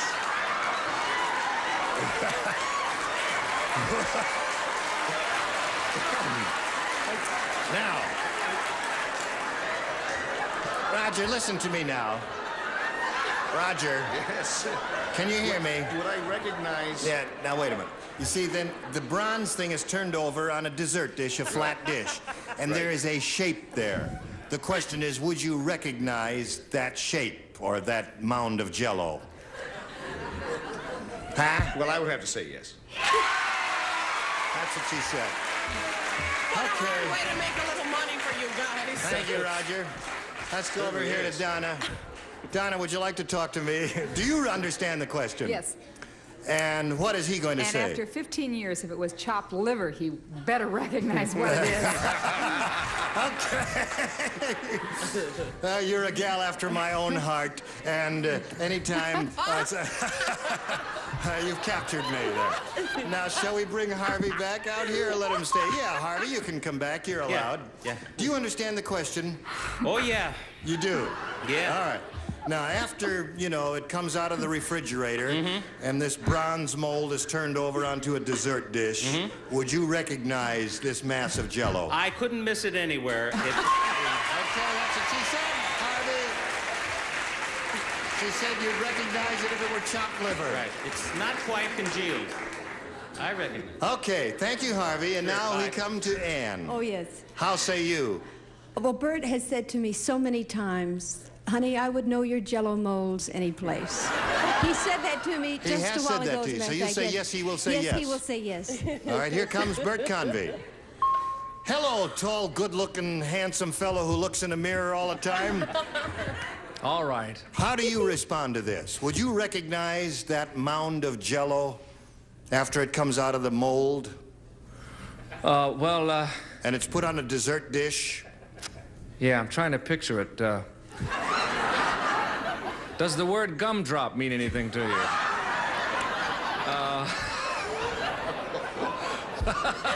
All we want is a simple yes or no. Yes, yes, I would, sure. So they share in the... So let's see. Everybody shares in this pot, and everybody's added to the score. 100, 175, 175. You're all winning money, folks. And we'll see how much more money we're going to give out to our audience right after we see this message. This moment. Hello there. Hello. How are you? We're ready to carry on with Tattletales, and it is doubling time now. And that means the pot is worth $300 instead of $150. And the gentlemen are all there ready. And men in general, do you believe that women are more loving and tender than men are? Do you believe that women are more loving and tender than men are? It's a general type of question, a thought-provoking one. A little heavy, but think about it, and we'll get back to you in a moment or so. And we ask the ladies how the men are going to respond to this. Joanne, in general, do you believe that women are more loving and tender than men are? How will Roger respond to that? Well, Roger is very loving and tender. Good. But being the female chauvinist pig that I am... You say that women are. I will say that the women are. He'll say that women are. He will then say that women are. Okay, let's get Roger back out here. Roger, how do you respond to this? In general, do you believe that women are more loving and tender than men are? I think so, yes. That's what she said. Okay, Joanne and Roger's rooters share in that pot. And now we come to Donna. What do you think Harvey's going to say? I hope for the whole world that we're all the same, and I think that women are not more loving than men. I think that men are not, I don't mean to say men are more loving. You think we're all equal? Yeah. But you got to make a choice here. That what is In general, do you believe that women are more loving and tender than men are? No, that doesn't mean that men are more, but I don't think women are more. What will he say? He will say that women are not more. Clever of you to Hold figure everything out now. that way. Let's get Very Harvey good. back here. How do you respond to this, Harv? In general, do you believe that women are more loving and tender than men are? Absolutely not. No. That's what she said. Okay. You've got such a quick mind. It took me a long time to understand what Donna was saying, but I finally got it, and I thank you, Harvey. And now we come to Ann. Yeah? What is Bert going to say? Well, it shouldn't be that way, but I'm afraid there are too many men who haven't loosened up yet, and I'm afraid he will say that, yes, women are. Is that right? In general, you believe that women are more loving and tender, and he'll Yes. say, yes, women are more loving and In general, tender. yes. Although Okay, it let's shouldn't find be out that what way. he does say. Come back, Bert, wherever you are. There you are, Bert. Here I am. Now, how do you respond to this? In general, do you believe that women are more loving and tender than men are? In general. Yes. Yes. That's what she said, Bert. And And that team shares in the double pot there. Now, so we divide that pot among the 3 celebrity couples there. And what have we got here? We've got 200, 275, and 275. And we've got a tie in the blue and the yellow section. We'll give you the final score in a moment or so. But right now, we want to give you this message. All right, the blues and the yellows are very, very happy because they got 2 winning celebrity couples up here, $275 each. They split the $1,000, means you are going to divide among you $1,550. Congratulations to you. And congratulations to all of you. Thank you, Bert Convey, for letting me do this. I've had the time of my life. Gene Rayburn here. Goodbye. Join us next time for Tattletales. This program was edited for broadcast. This is Jack Clark speaking for Tattletales, a Mark Goodson, Bill Todman production.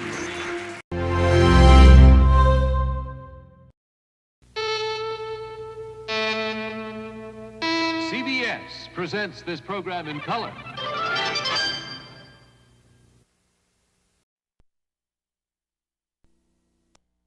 Hello there, this is production number 0637. The name of the show is Tattletales. The air date to be announced. VTR 8176, take 1. We go. Block! Okay.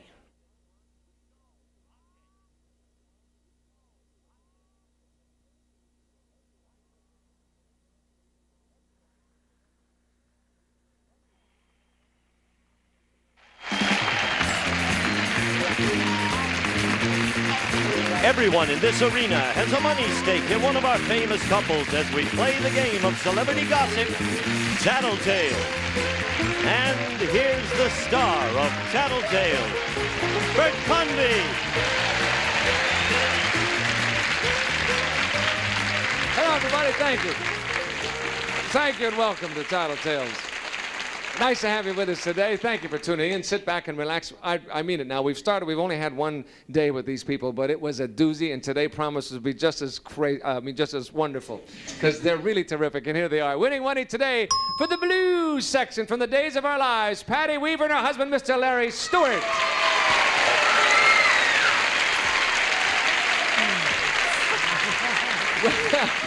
Winning money today for the banana section, Ann Cullen and her husband, Mr. Bill Cullen.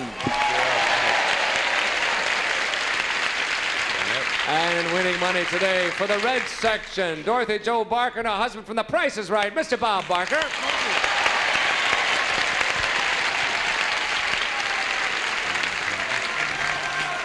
I guess I should have said from the Tell the Truth before when I introduced you, Bill. Shouldn't I have said that? No, it doesn't matter. They come and they go. Oh, okay. All right, listen, we've got some good questions and some wonderful people. I want to get right to it and see how you do with them, all right? If you're ready to go, here is the first one. It is worth $150 to your rooting sections, and this is it. Men, which do you do more often? Get angry, make mistakes, or make love?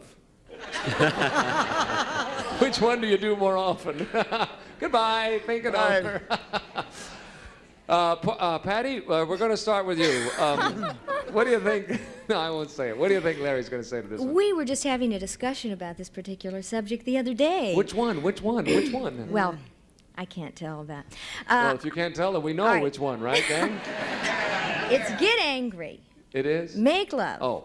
Or what's the other one? Make mistakes. Make mistakes. Oh. God. He's going to kill me if I say that. Make love. Oh, he's going to kill me. Oh, yes? Why is he going to kill you for that? Because he is never wrong. Oh. He never makes mistakes. And he never gets angry. Oh, really? Gee, what That only leaves one other one. This is really unfair. Oh, well, God. Wait a minute. Does he do... I mean, but the other one is still in there, isn't it? I mean, It's still in the running. Making love is there. It is still there. Okay, because if he doesn't do any one of the three, maybe that's what makes him so mean, maybe. Okay. You're going to say... Yeah, that's what I'm going to say. Oh, God. Making love. Gee, I don't know why you're in such a turmoil there, but we'll find out maybe. Here comes Larry. Larry, which do you do more often? Do you get angry, make mistakes, or make love? He says with a happy grin, make love. That's the one. I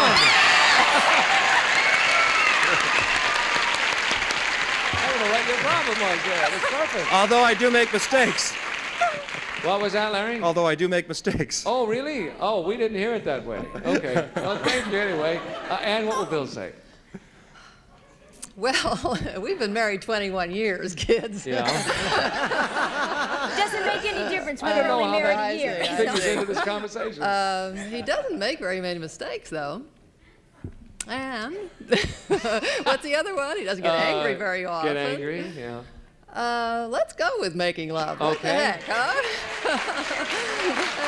Yeah, I'd go for that, too. The guy in the front row says, I don't care if you're wrong or not. That's terrific. You're right, too. All right, you'll say making love. Here he comes. Which do you do more often, Bill? Do you get angry, make mistakes, or make love? This is a lock, Bert. Yes. This is a shoe-in because once I got very angry because of a terrible mistake I made while making love. Wait a minute. Which one is it, sir? Gotta be getting angry. No! Gotta be making mistakes. Making mistakes. No, try again. Making love. That's the one. To whom?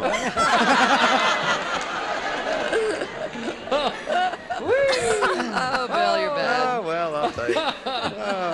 Well, I guess not Ann, because he's the one that said that. You're going to say that angry. You would have said angry, huh? And then you would have said make mistakes was your second choice, right? Yeah, making love. You mean the whole way?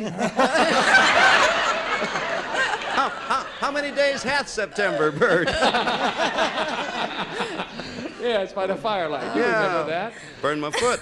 Yeah, burn your... Maybe that's it. Oh, never mind. Dorothy Joe. We've been worse. We've been holding hands back here. It must have thrown him off. Now you're told Porky's going to be mad. Dorothy Joe. Come on, fellas. What are they doing? Dorothy Joe. Bob says, not me, not me. Yeah, what will Bob say now? Well, we've been married 31 years. Oh, my. And so, and he'd never admit he made a mistake, so I expect he'd say that he gets angry more. Angry often. is the one, eh? Okay. Yeah. He never admits he makes a mistake. Well, he's probably Well- perfect like Bill. Quite a bit. Okay, you're going to say that it will be getting angry. Yeah. Here he comes. Shh. Bob, which do you do more often? Get angry, make mistakes, or make love? Well, now, does this mean with your wife, the getting angry part, I mean? It's not on my card, Bob. Well, I don't know. And making mistakes and so on and so forth. Well, I'm going to assume that it is. Now, it is very easy for me to narrow this down to two. But on the two, I will say what I think Dorothy Joe said. I think she said that I get angry. That's what she said. You're right. Now, may I add something? Well, wait a minute now. We're not finished yet. You said it would be narrowed down to two. What was the other one, Bob?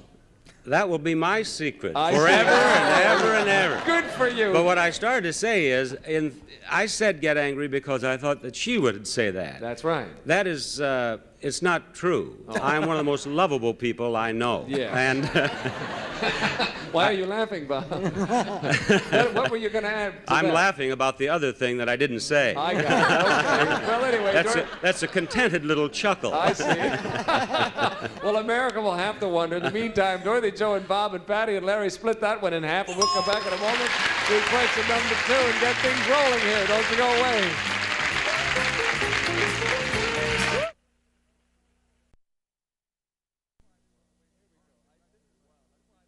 Here we go. This is wild. That's why I didn't want to waste any time and get right to the questions, because these are wonderful. All right. If you're ready, gang, here comes question number 2, also worth $150. Think back over your romantic history. Uh-oh. 3 people said, uh-oh. Have you ever played hard to get? Yes or no? Have you ever played hard to get, fellas? Huh? You get it? Off you go. Goodbye.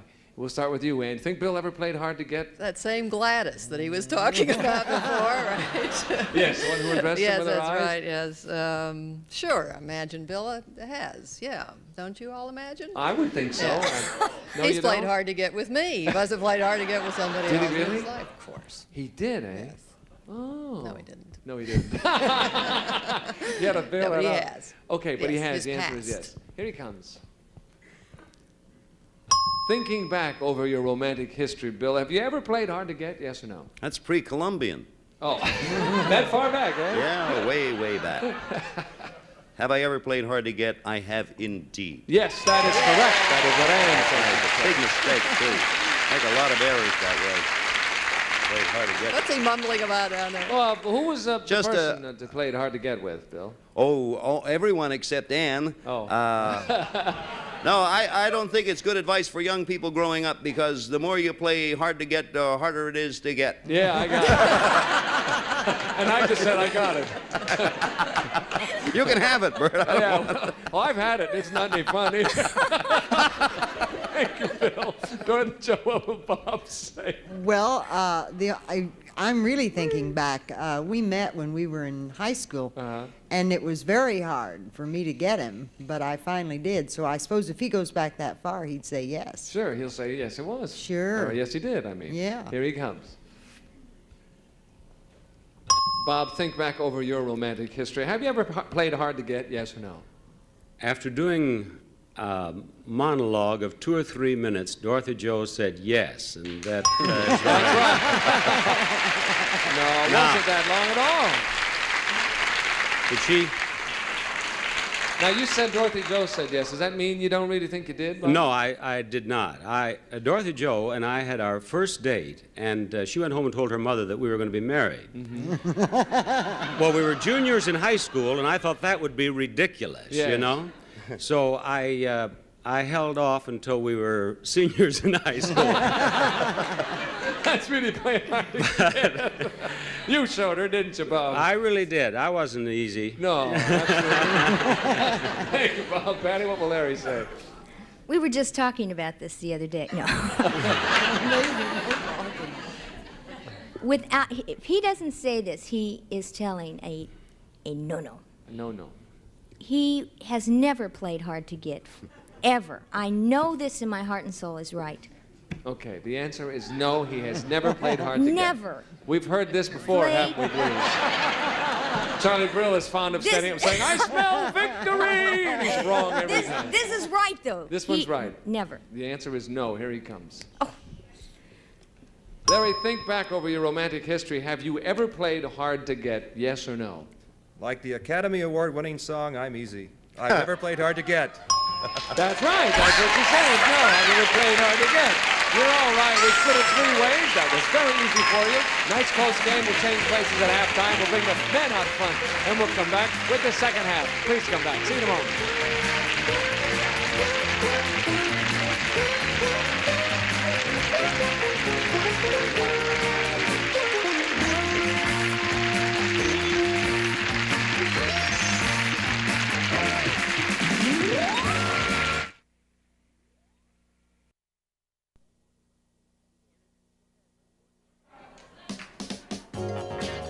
In addition to cash awards, a member of the winning rooting section chosen at random will receive St. Mary's crisp, easy care sheets and pillowcases in handsome traditional patterns and soft, pretty colors to complement any decor, and an aluminum jug and array of sunshine from Texan.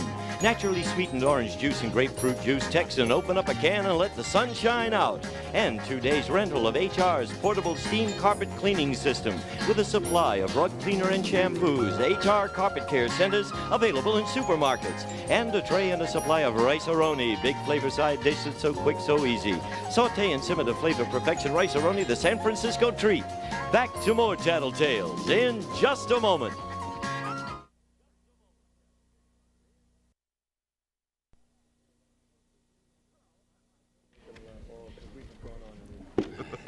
Oh, hello. We were just visiting after halftime. I have the gentleman with me, as you can see, and if you are ready, gentlemen, we will continue. Shall we do that?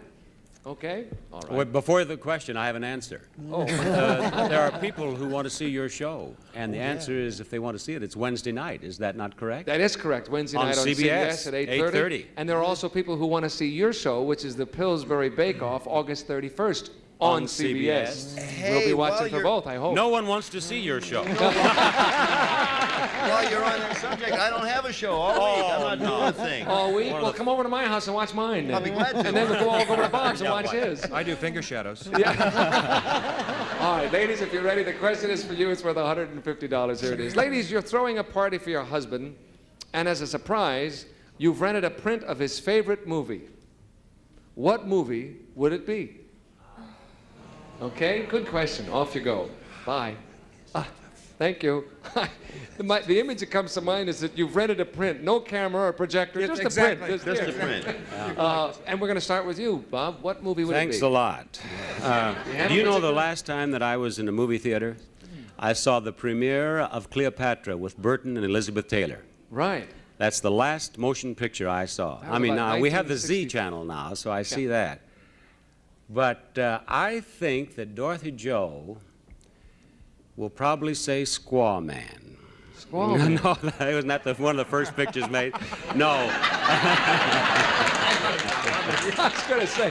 Thank you. Squaw I'm going to laugh. I'm going to laugh at Bill Cullen's next joke, no matter what it is. I wouldn't stoop that low, Bob. I think that. Oh my! You asked me the other day if he was going to make it. The answer is no. He insults guests. Yeah. No, I'm going to say Benji, because I love dogs, and I did see Benji on the Z channel, and Dorothy Jo knows that I liked it. So Yes. she's going to say Benji. Oh, good. Okay, that's a good choice. Yeah, absolutely. Especially since we have some people here who help animals. Oh, too. there's some dogs in the red section. Oh, no, wait a minute. No, I didn't mean that. I didn't mean that. No. Oh. No. You have affected me. I've never said a thing like that before in my life. You better win for the Reds, Bob. I'll tell you that. Here comes Dorothy Jo, and we know what the title is. All right, now, Dorothy Jo, it's a surprise party for Bob, and as a surprise, you rented a print of his favorite movie. What movie would it be?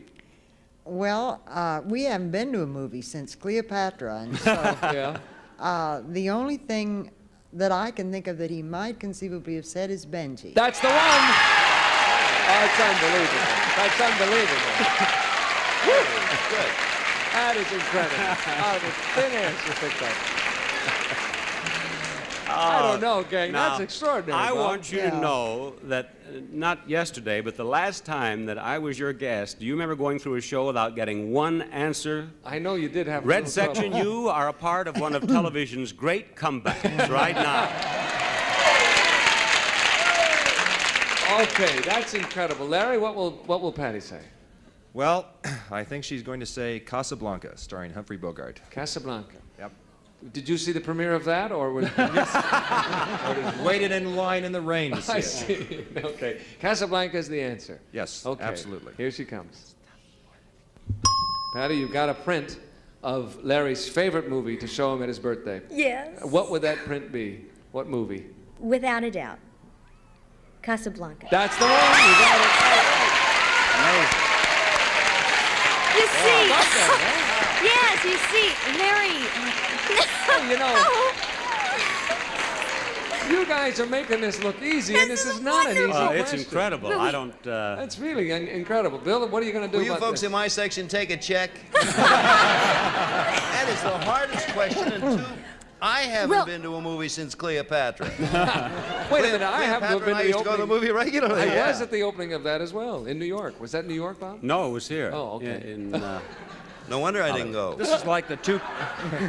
It's like the two perfect tens at the Olympics for Nadia. Yeah, Dorothy Jo, she should have full credit for that answer. That was amazing. Well, Bill, have you got a movie? I'm letting him talk. I'm trying to think of a movie. And once rented a print of my favorite movie, and the Vice Squad picked her up in New York.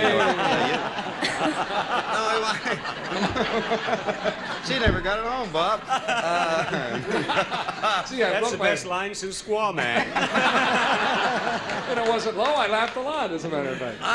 This is so difficult. The one movie I've talked about and Ann insisted I go to see, and I resisted and saw and loved, was Cabaret. Aha. And so maybe she will remember that, because I think that was a fantastic movie. Yes, it was indeed. Yes. Okay, Cabaret was a good movie. That's the one. Here he comes. Here she comes. And you're throwing a party for your husband, and as a surprise, you've rented a print of his favorite movie. If you had to choose, what movie would that be? I'm just going to have to take a wild guess and say that he was serious and said Cabaret. That's it! I can't believe it! That's unbelievable! You all got it! We spent it three ways. Everybody got the right movie. We have a very close game, and we'll come back with a $300 question. That's dynamite, huh? Dynamite.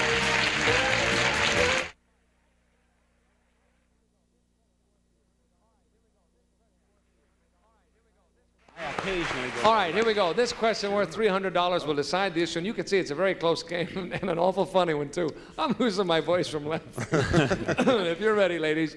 Ladies, whose attitude about sex has changed more as a result of the sexual revolution? Yours or your husband's? Ooh, good question, too. Think it over. Off you go. We'll find out now, Bill. Whose attitude towards sex checks? Well, maybe checks, too, has changed more, would you say? Well, I think it has to be Ann's. Yeah. For the simple reason that she had certain hang-ups that I never had, you know. And the sexual revolution must have taken her out of one of those hang-ups. What was that, Bill? I know one hang-up it hasn't taken her out of, but I don't want to bring that up with you, Bert, because you... No, I think a woman's would normally change more than a man's, because I was always free and easy. Right. I was known as the pushover from Pittsburgh, actually. Yeah. Free and easy. That's your style. You'll say her attitude has changed more. I would say that, Bert, but you already have. So yeah, but you don't have to again. And whose attitude about sex has changed more as a result of the sexual revolution? Yours or Bill's? We have not changed. I have to take a guess. I would say Bill said mine. That's right.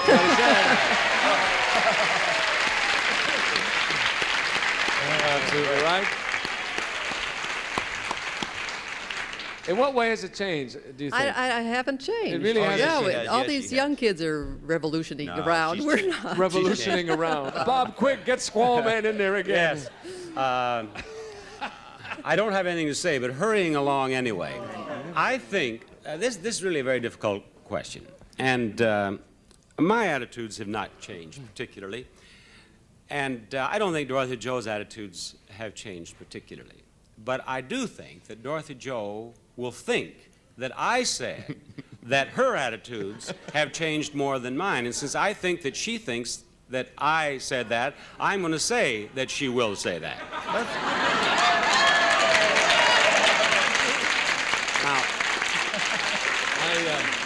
Now, I forgot the question now. Well, I forgot the answer. I think her attitudes have changed more is the answer. Hers have changed more. Here comes Dorothy Joe. Whose attitude about sex has changed more as a result of the sexual revolution, Dorothy Joe? Yours or Bob's? Marcus. No, he said yours. Okay. All right, that's interesting. She said yours, Bob. All right. If I hadn't analyzed my answer, you would have accepted that. You know that? No, honey, I said yours. Oh, he said yours had. Well, this will decide the game, Larry. If you get this right, you got it for the Blues. If not, it's all over. The Bananas will have it. Whose have changed more? Whose attitudes? Well, I tell you, it took me many months to hold Patty's hand. And finally, I wrote an impassioned love letter to her in which I said, can't we do something like hold or kiss and so forth? And she wrote a note back saying we should keep our relationship spiritual. I see. Things have changed since then. Yes, but whose have changed more? Whose attitudes have changed more? It's Patty's attitudes have changed more. Hers have changed more. Hers. Here we go. This will decide the game, Patty. Whose attitude about sex has changed more as a result of the sexual revolution, yours or Larry's? Mine. That's it. You got it. Patty, Larry, Ed, and Bill split the $300. But Patty and Larry have won it for the Blues. We'll come back in a moment and get the Blues sections, Patty and Larry's big winnings. Don't miss it. Come back.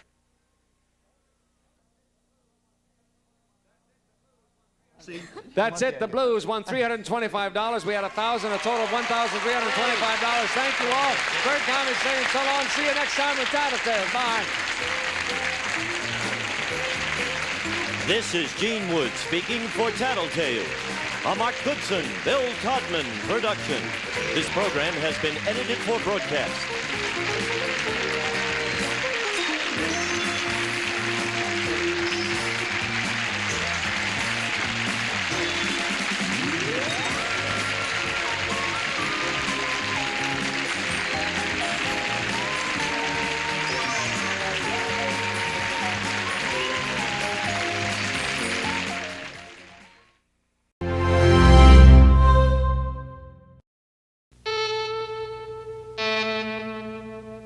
CBS presents this program in color.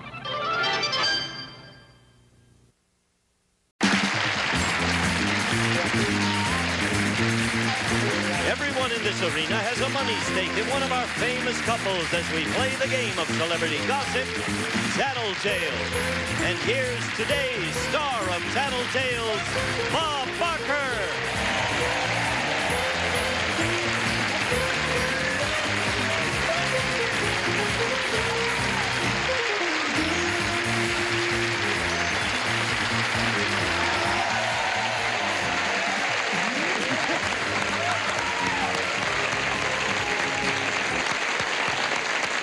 If you were watching yesterday, you saw Bert host his own show, but it's MC week here. I'm doing this show, and we'll have guests doing tomorrow's show and the show after that. Then Bert will be back with you as your host. Of course, he's with us today. And look who else is with us today. Here, winning money for the blue section, we have Bert Convey and his lovely wife, Ann. Thank you.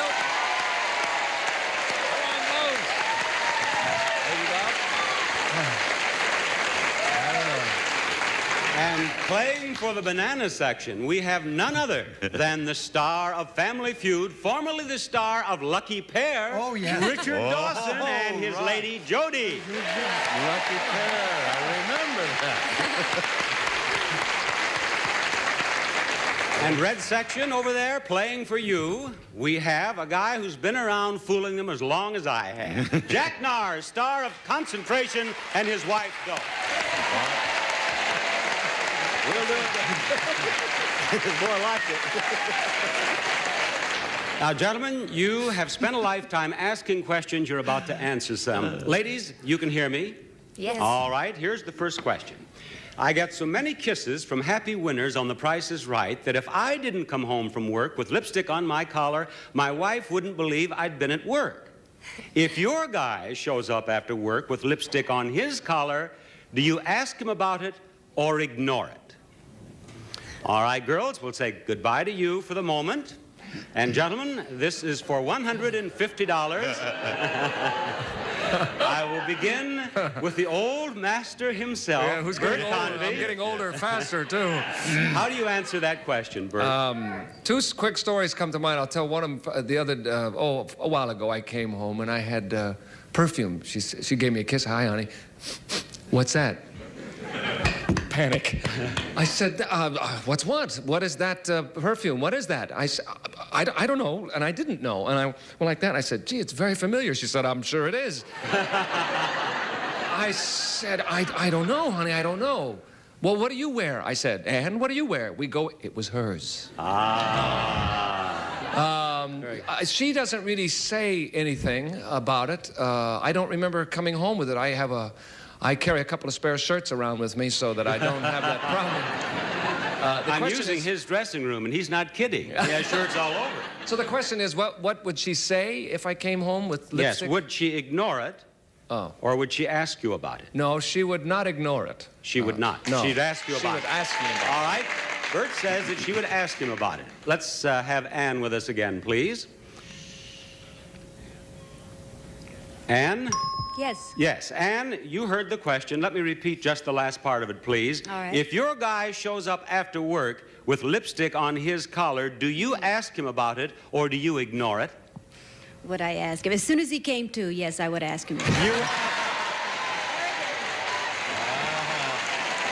That kid has got a mean left. I understand that he came home with perfume on just the other day. And you did? discovered... Don't you remember when I missed that one. No, don't you remember once when you said, you gave me a kiss and you said, what is that? What's that? And I said, I don't know. And I finally figured out it was yours. It was your perfume, don't you remember? And I took you in there. You're giving me interesting information. Yes. She I have an interesting bit of information for you, too. He carries some of your perfume in the glove compartment of his car. The man is always prepared. All right. Now, you two have answered correctly. Yes, you have agreed in your answer, and on to Richard Dawson. Richard, how will Jody answer? Will she say that she would ask you about the lipstick, or would she ignore it? This is sort of a question like one guy says, how long have you been wearing a girdle? And he said, ever since my wife found it in the glove compartment of my car. I must tell you, Jody comes to work all the time, every time so she knows that I love to kiss those ladies. I think she would ignore it. She would just ignore it. Unless it was the color, of course, that Bert wears. Well, I'll say she'll ignore it, Bob. Very well. Let's have Jody join our little party, please. Jody, the last part of the question, if you recall, was if your guy shows up after work with lipstick on his collar, do you ask him about it or do you ignore it? Well, if you've watched Family Feud and Match Game, you'll see that Richard kisses everybody, and this carries over into his real life also. So I would not think twice about it and would not ask him. You would ignore it. Yes, she would ignore it. Yes.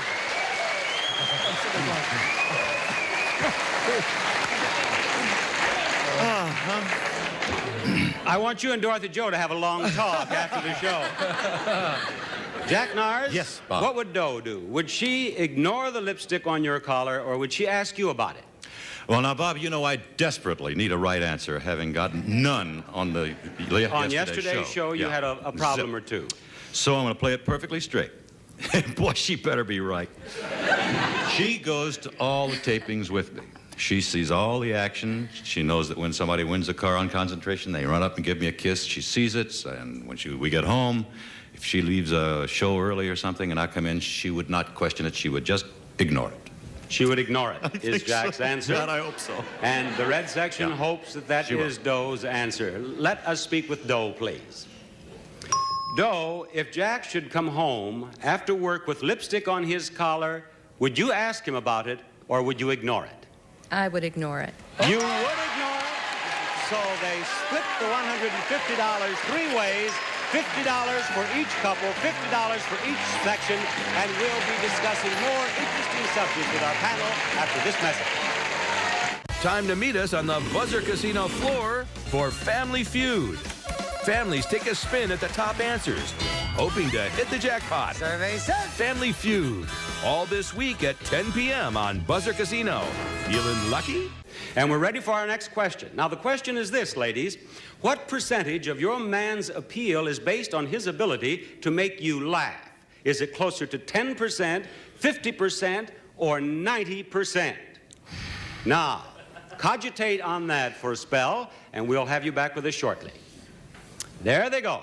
And this time I shall begin with you, Richard. Well, I was going to say, laughingly referred to in a couple of articles as the sex symbol of Match Game.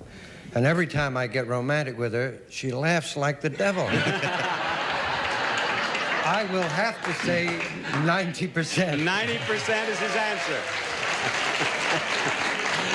90% is his answer. Yeah. And here comes Jody. Oh, yes. Jody, tell me, what percentage of your man's appeal is based on his ability to make you laugh? Is it closer to 10%, 50%, or 90%? It's so difficult because Richard knows how much I love his sense of humor and how I love people who make me laugh anyway, but he has so much going for him in so many other areas, such that I would say, 90%. 90%. And the banana section is so happy that you said 90%. Oh, goodness. They brought these questions. I beg your pardon? No, I love funny people. And well, and Dick is certainly a funny guy. Yes, he is. They brought these questions into me when I was in my dressing room. Dorothy Joe was with me, and I read her this question, and I said, what would it be for you? She said, 90%. What else is there? All right, Jack Nars, tell me now. I'm sort of in the same boat. She laughs at me a whole lot, except when I say something funny. Then being of Lithuanian descent, that Litvak breaks into tears every time. So I think that she's going to go for 10%. You say 10%. Very well. Let's find out what she says. Quiet, audience, please. I think so. Let's have Doe back now. Gee, I don't know this. Doe, the question is, what percentage of your man's appeal is based on his ability to make you laugh? Is it closer to 10%, 50%, or 90%? Oh, that's hard. 50%. 50%? No. I'm sorry, Jack. Would you like to discuss it with her? I went with 10. I thought, you know, you'd go for that one. You don't laugh that much. I don't make you laugh that well. Because I do sometimes. But maybe mostly, you're just not laughing at the same thing. Mostly she laughs when I do dumb things like this. Well, the red section is not laughing right now. So let's go on over here to Bert. And we get got you one off the right. hook. Yes. Bert? We'll get you one. I know I make her laugh, but I make her cry, too. Could we put that in there as well on the other side? That could be the next question. It could be. It's between 90 and 50, and I'm going to have to make a guess. You think 50, gang? You don't think I'm so funny either, huh? Try 10. Yeah. All right. Okay, After his last line, won't you go for 90% now? Oh, there's a few tens up there, I think. I'm going to... Okay, I'll go with you. Let's go for 50. There must be 50%. something else I've got. All I don't know what it is. Bert's answer is 50%, and may we have Ann on, please? And this is an important answer because so far Richard Dawson and Jody have the whole thing. The question is, what percentage of your man's appeal is based on his ability to make you laugh? Is it closer to 10%, 50%, or 90%? If I could only tell you the times I laughed when he wasn't trying to be funny. Well, we have time. Go right ahead. Oh, no, never mind. Oh, a sense of humor is the most important thing you can have, 90%. 90% is not what he said. He said 50%. Revenge. So Richard and Jody have won $150 here for a total of $200, and the UCLA group is on its feet. Now we're going to change places here, and then we'll have more questions. Buzzer, buzzer, buzzer, buzzer, buzzer, buzzer, buzzer, buzzer, buzzer, buzzer. Yes, now I have some good news and some bad news. The good news is that I have a very interesting question to pose for these three gentlemen who are backstage now. The bad news is that we're going to take the $150 away from Richard and Jody because there is the possibility that the audience reaction may have influenced Jody in her answer. Good. Sorry, Good. but that's what we have. We need all the help we can get. Yes. You know, If I'm Bob, We're still I was free. mistaken. Oh, my. I was mistaken. That wasn't bad news. The Reds and the Blues love that news. Yes, they're applauding now. We're all even now. All right, now, gentlemen, listen carefully. Yes, Robert. Think of all the women with whom you were ever romantically involved. This is only a half-hour show, of course. How many? How many were you actually in love with? None of them, a few of them, most of them, or all of them? You all three look frightened. We will leave you alone for just a few moments. Please. Let's say goodbye to them, and I shall begin with you, Anne. Oh, I'd I like was to afraid of have that. you answer the question first, if you will, please. They are going to think of all the women with whom they have ever been romantically in love. How many were romantically involved? How many of them were they actually in love with? None of them, a few of them, most of them, or all of them? What will Bert say? That's very difficult. He was so involved with sports and things, but he was only interested in women about the time I got a hold of him. Aha. I'll say a few. A few. Yeah, I hope. That's what She he says told me. A I few don't of know. them is her answer. Very well. May I discuss this with Bert, please? Bert, on the subject of women with whom you are romantically involved, how many were you actually in love with? None of them, a few of them, most of them, or all of them? Well, I don't know how Ann could really, truly answer this because we have never gone into it in detail, you know. I can imagine that you have not. No. If I would really honestly say a few of them. a few of them is right. Bert. You done did it. Yeah. But after this show, I dare say you will go into it in greater detail. No, it's all long ago, past history, way back when I was 9. I was 9. Yes, of course. Of course, we're playing now for $300, so you have at least $100 of it already. Terrific. Now on to Richard and Jody here. And Jody, what do you predict Richard's answer to be? None of them, a few of them, most of them, or all of them? I guess I'd be pretty idealistic to think none. And besides, Richard was married before. Not so necessarily in love, just married. But he was in love. I know he was. And I thought that was funnier than the audience did. Yes, he was. So I will say a few. You will say a few of them? Richard, let's have him back, please. Richard, the question was about the women with whom you were romantically involved. How many were you actually in love with? None of them, a few of them, most of them, or all of them? what sort of car is it again? Johnny, what kind of car was it? It was a Vega. Oh, Vega. I'll bet $18,000. Now, if you please give me the options. Yes, I here. will. The options are none of them, a few of them, most of them, or all of them. Well, there are only two ladies I love, my first wife and Jody, so I'll say a few. A few of them is what Jody said. A few of them is what Jody said, and so now you and Bert are sharing $300. Dick, haven't I seen you on the Liars Club recently? Yes, you have. Yes. But we are moving on down to Doe. Doe, what do you predict Jack's answer to be? None of them, a few of them, most of them, or all of them? I'm going to ask them this time because my batting average is zilch. 90%. A few. She says a few of them because a few of you said a few of them. Now, let me discuss it with Jack, please. Jack? Yes, Bob. You know the subject. How many were you actually in love with? Could you give me the whole thing again? Yes, I will. Think of all the women with whom you were ever romantically involved. How many were you actually in love with? None of them, a few of them, most of them, or all of them? Well, you know, one of them is Doe right now. I'd like to take the fifth. Either the amendment, vodka, scotch, I don't care. Any kind of fifth. Only one, only Doe. Well, now the options are none of them, a few of them, most of them, or all of them. No help, audience. Gosh, that's a funny... None of them, a few of them, most of them, or all of them? All of them. All of them. Doe said a few of them. So Ann and What's the Bert, difference, Jody and all or a Richard few? share the $300. They each have $200 now. I'm in trouble no we matter have another question coming up after we have this message.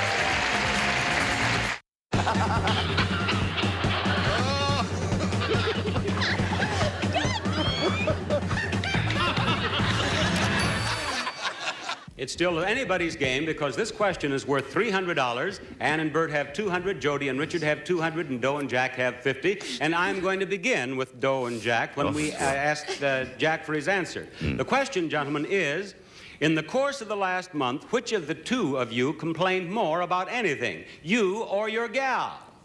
Now, you think that over for a moment. Let's say goodbye to them. And Doe, will you please give me your prediction as to Jack's answer? Which one of the two of you complained more about anything, you or your gal? Jack has complained. Jack has complained more than you have. About his golf game, about the refrigerator going kaputz, and the washer, dryer, the dishwasher. Oh, everything's happened. He's Not winning complained any more. money on Tattletales. Not winning any money on Tattletales. Okay, let's have Jack He's with us, complained please. the most. Jack, Yes, the question is, in the course of the last month, which of the two of you complained more about anything, you or your gal? Well, we've had a disastrous month, I might say, in not too serious a way, but I guess that I probably... You, Jack, have $300 for the moment. You have answered correctly. But Oh, what a month. now on here to Ann and Bert. Ann, what will Bert's answer be to the question, in the course of the last month, which of the two of you complained more about anything, you or your gal? Oh, this is so easy. Bert's always in a good mood. It's so depressing. I complain. You complain more? Yeah, All he's right. always happy. Her answer is that she complains the most. Now, let's find out what Bert has to say, please. Bert, in the course of the last month, which of the two of you complained more about anything, you or your gal? It's not easy because there have been things to complain about on both of our parts. On a lot of our parts, in fact. Which of the two of us? Which of the two of you complain more about anything, you or your gal? Well, I have something in mind, and I don't know if Ann told you about it, and I'm not going to go into it, but I'm going to say it's me. No, you are gallant, but you are wrong. She said that she had complained more. Really? Yes, what was it she about, did. Ann? Bert. What was it, honey? I'm always complaining. You're always cheerful. Yeah, but did you forget my Punch injury? him in the mouth. He's so cheerful. You may have a new injury after today. And wait a minute. Did you forget my injury? Oh, I'm talking about in general over the years. She's talking about things that are really important, not your injuries. Now I Bert. really have something to complain about. Let's find out what Jody has Complain to about say. my injury in the course tomorrow. of the last month, which of the two of you complained more about anything, you or your gal, is the question. Jody, what will he say? Okay, I have to say that I don't believe Richard complains at all.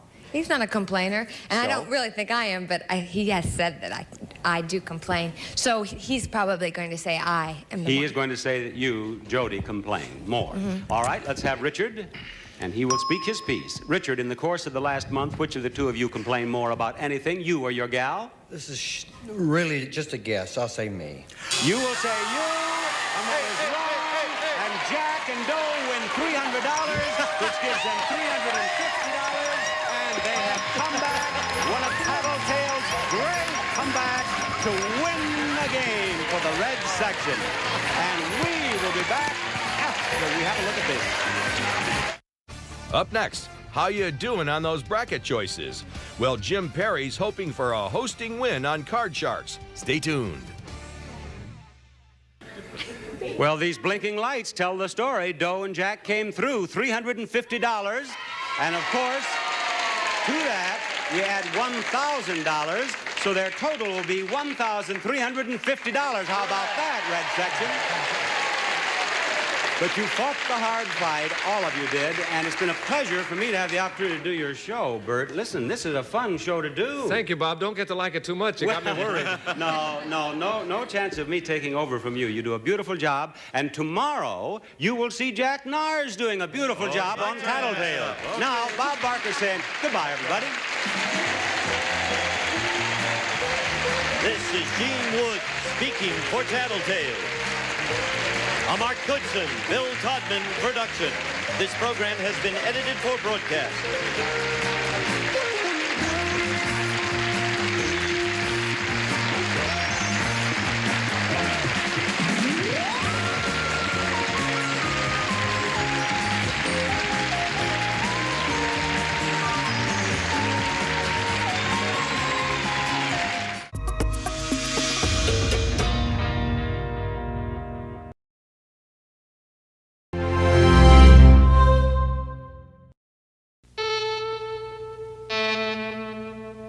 CBS presents this program in color. From Television City in Hollywood, it's Tattletales.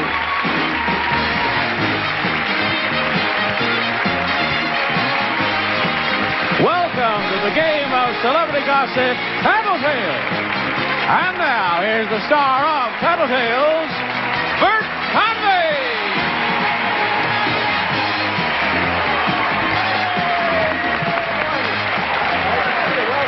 Hello, everybody, and welcome to Tattletales. Thanks for tuning us in. Thank you all for coming and being with us today. I see a lot of people from groups. That's a high school in Brooklyn, and we'll get to that in a minute. We have a terrific new group behind me today, and you're going to meet them right now. Winning money for the blues section from a big hit dynasty, Joan Collins and Ron Cass. Winning money for the yellow section today, Barbie Benton and George Grado. And winning money for the red section, Helen Rayburn, and from Match Game, Mr. Gene Rayburn. Hello.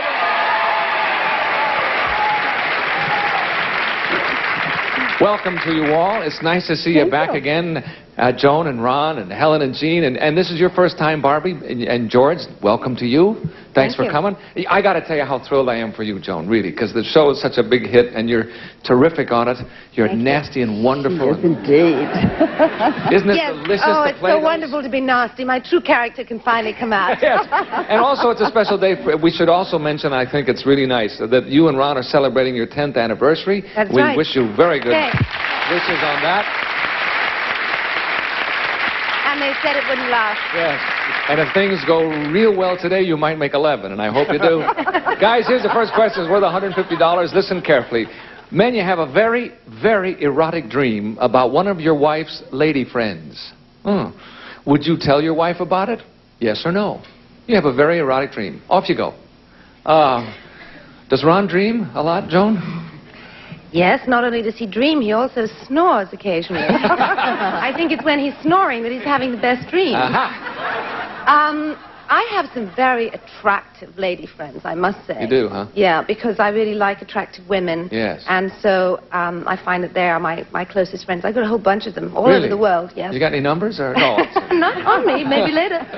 Anyway, I would say that if he had an erotic dream about one of them, yes, I think he probably would tell me. He would? Would he take glee in telling you about that? He wouldn't take glee. He would just tell me, but he might not go into a blow-by-blow reporting of what exactly went on. I understand. The idea is he will tell you, yes. Yes. Here he comes.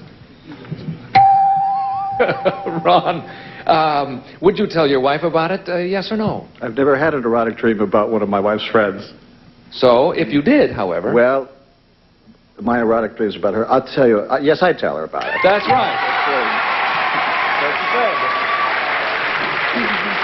Absolutely right. One up for the blues.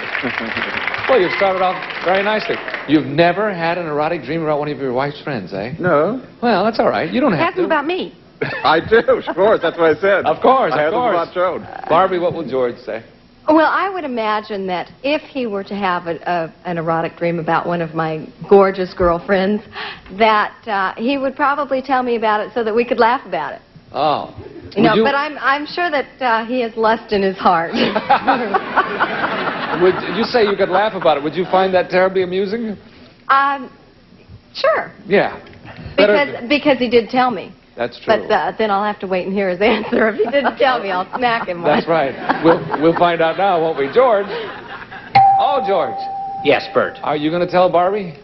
Well, that's a very interesting question. Probably why we asked it. Yes. I would tell you one thing, though, Bert. If I had an erotic dream about my wife's man's friend, I certainly wouldn't tell. But I think this I would, because we have a very open relationship.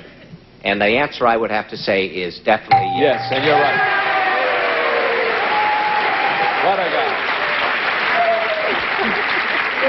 I want to thank you for shaving to be on the show with us today, George. I did about 20 minutes ago. There you go. Helen, what will Gene say? Well, if Gene could have an erotic dream about anybody, I think he'd tell me. No, we didn't say thought, we said dream. Okay. I think he dreamed about someone, my friend, well, someone. And he had an erotic dream. Yes, I think he'd tell me. I think he'd be so thrilled. Of course. Not much eroticism in his life. He'd come to you for congratulations. Absolutely. Here he is now. Gene, you had this erotic dream about one of Helen's friends. What are you going to do? I suspect my wife has been making sport and jokes at my expense. Nonsense. I could see Sid Grossfeld back here. He laughed so hard he fell out of the chair. Well, I'll tell you what, Bert. My wife has not one jealous bone in her body. She is the perfect person. She trusts me implicitly, and therefore I would tell her everything. That's right. You got it. Everybody got it? Not hard at all. We split that one 3 ways. We'll come back with our second question in just a moment. You tell all? Do you? At home? We'll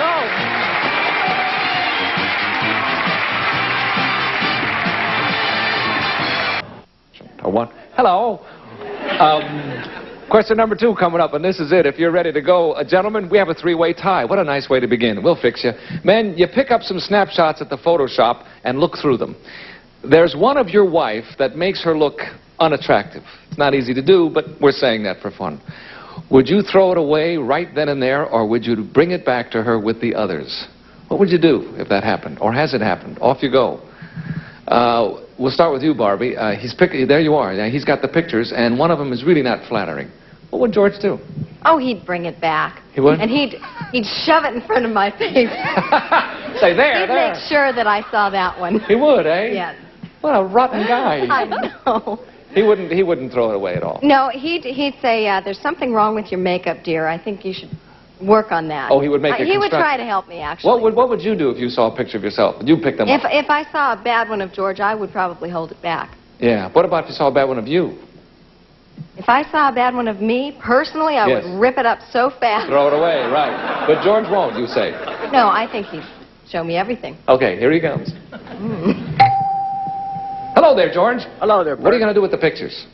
Well, that's another good question. I think I would probably bring that picture to my wife. That's what she said. You're right.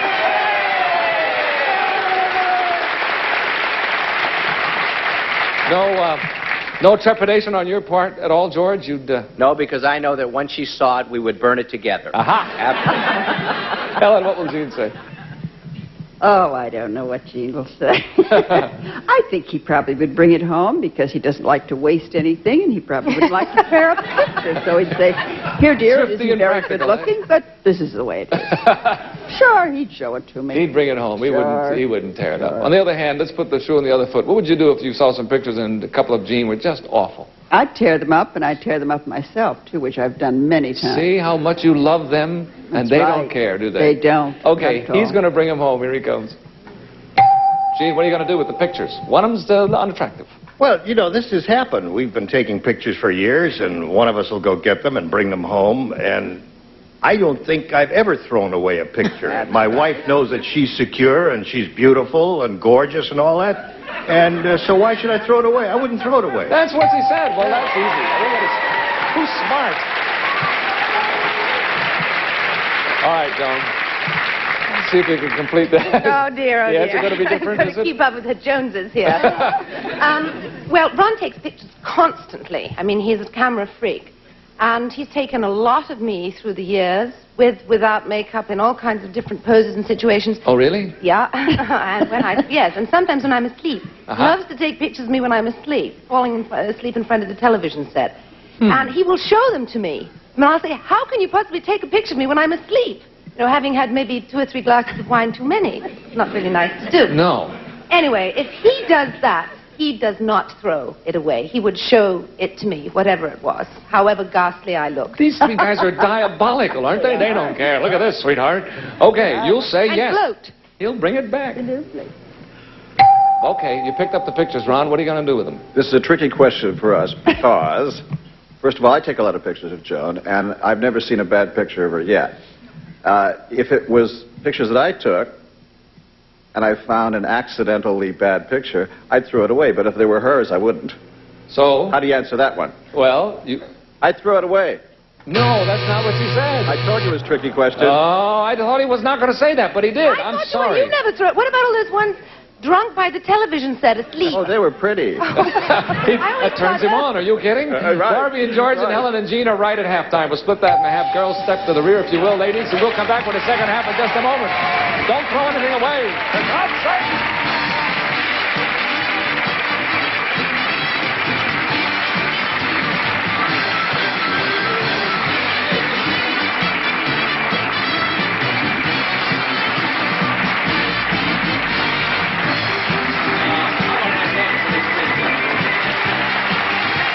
Wouldn't you taunt it? Come on. We're going to start here. It's halftime, as you can see, and I have the gentleman out front with me. But we have a group in front here that, and you will tell us who are these people here? Erasmus Hall alumni. We're having a reunion from Brooklyn. Yeah. We're having a reunion on May 16th, and we're looking for ex-Erasmians. Okay, ex-Erasmians? What a nice way to say that. All you ex-Erasmians from Erasmus Hall, please show up May 16th. Is it here in Los Angeles? There's a lot of famous people. I mean, Barbara Streisand, Barbara Stanwyck, who else? Marty Engels, Lanny Kazan, a lot of people from Erasmus Hall. I said Barbara Stanwyck. Okay. Erasmus Hall doesn't listen. Okay. If you're ready, ladies, here's a question for you worth $150 to your rooting section. Ladies, you're introduced to a Supreme Court judge at a party. You notice that his fly is open. Would you tell him about it, yes or no? Would you mention it? Bye. Well, he's a Supreme Court judge. After all, he is a dignified man. Obviously, he's not wearing his robes. What will Helen say, Gene? What will she do? Well, I think Helen is a compassionate person. Yeah. And to avoid any further embarrassment to him, she would find some very diplomatic, gentle, sweet way of telling him to zip up your fly, Judge. Or tell him to close his robes or whatever. Yeah. Diplomatic way, like pointing and giggling. Is always good. No, she would find some sweet, gentle way of doing this so that he would only turn a purple shade of crimson. Okay, she would tell him. Here she comes. Helen, what are you going to do? There is his honor. Well, I would go up to him and say, Your Honor, your court is open and your jury is out.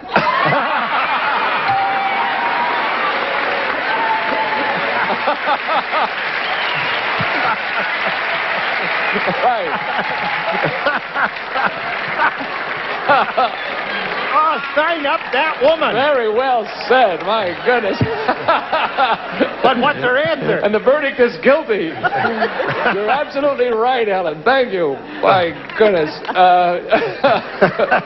What will Ron say, Joan, or what does he do? Joan do? I mean, what will Joan do, Ron? I'm all right. She would giggle a lot. Yeah. And probably look for me and tell me, why don't you tell that idiot that his fly's open? I think she'd tell him. No, You'd say, excuse me, you idiot. I mean, Your Honor. I don't know how she would say it. Yeah. It's a very British way. Yes. Oh, that'd be interesting to hear how she would say it. Hello there. They have an expression for it, but I can't remember They have an what it is. expression for it? Oh, goody. We're going to find out now. Here she comes. Right. Joan, what are you going to do? Are you going to tell him or not? Well, this is a very delicate situation. Yes. I mean, what kind of Supreme Court judge goes around with his fly open at parties? I mean, is it deliberate or not? It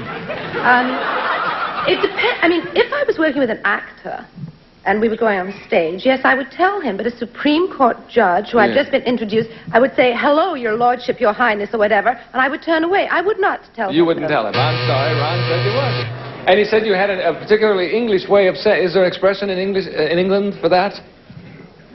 Don't know. What is it? Your fly is open? Oh, that's English.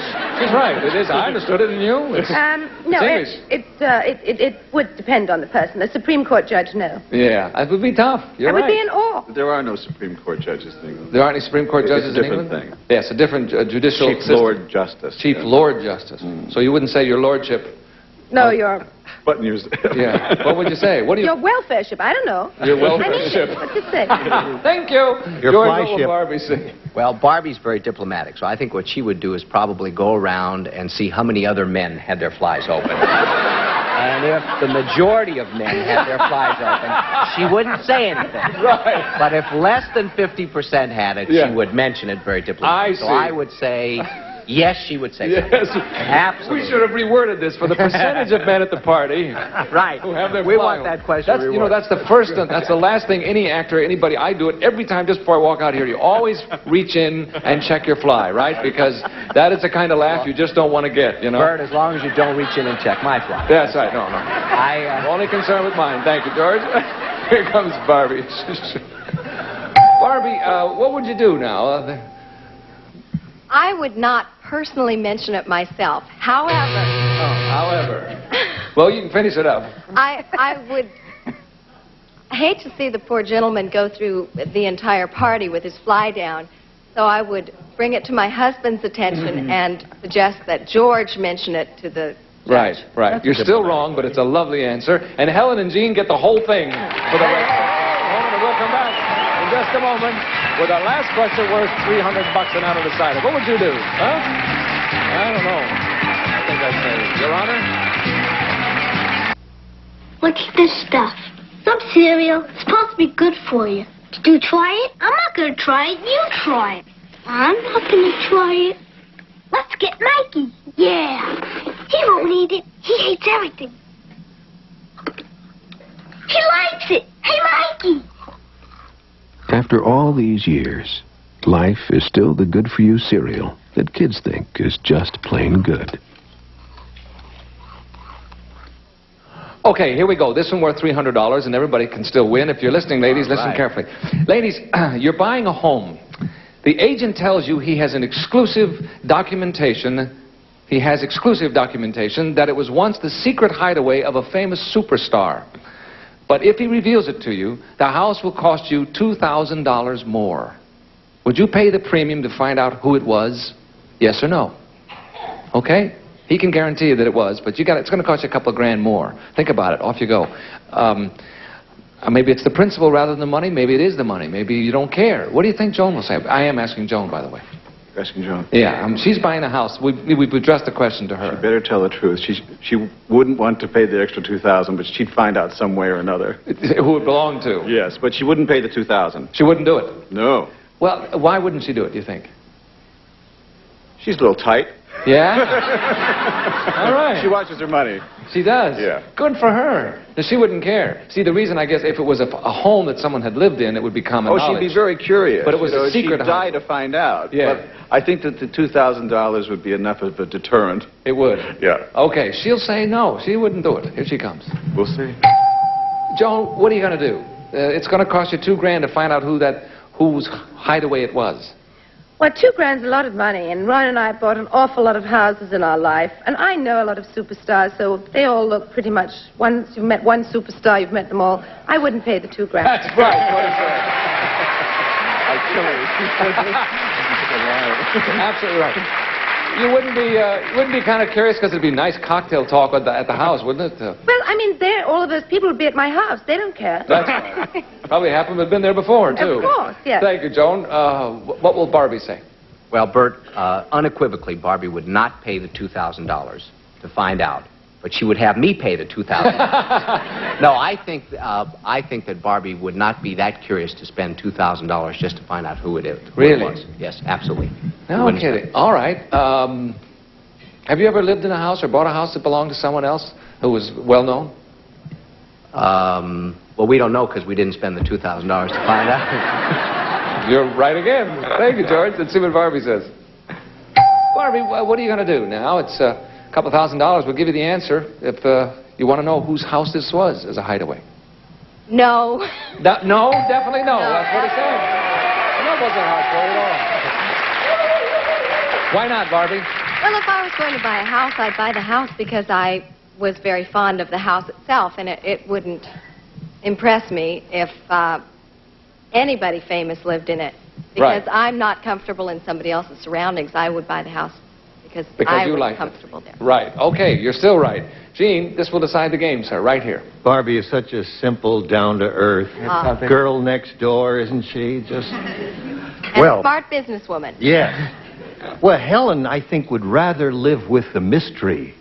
I mean, if she lived in that house, knowing that a superstar used it as a hideaway, that would be more thrilling to have that mystery, and then you could talk about that. Yeah. Who was it who lived here? And it would be a constant thing for a conversation. So she definitely would not pay the $2,000. Oh, she would think there would be more interest not to know. Absolutely. More interesting conversation about that. Yeah, you could talk about that, say, who was it, and play an eternal guessing game. Aha!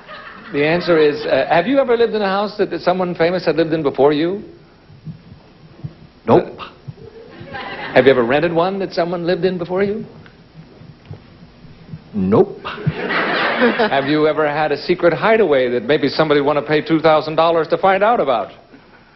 Who told you? See, we didn't tell the rest of it. It was you. Okay, the answer is no. Here she comes. Helen, this will decide the game right here and now. What are you going to do? Would you pay the $2,000 to find out who that superstar was? Heavens, no. I have That's right. You got it. You're all right. We split that. We split that 3 ways, but time is up, and Helen and Gene win it for the red section. We'll come back shortly and give the red section their money and their house, whatever else.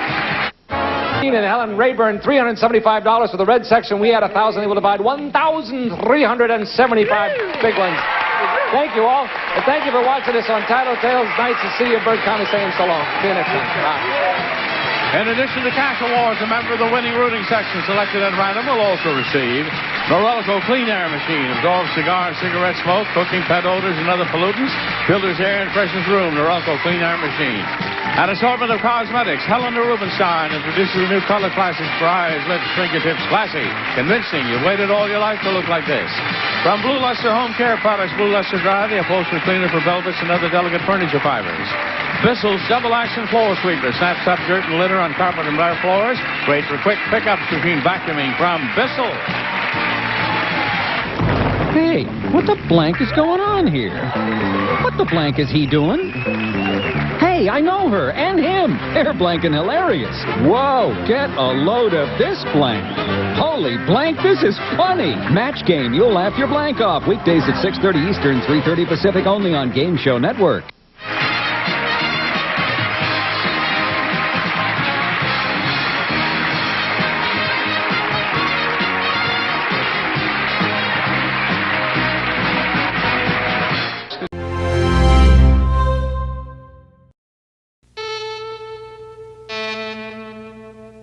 CBS presents this program in color.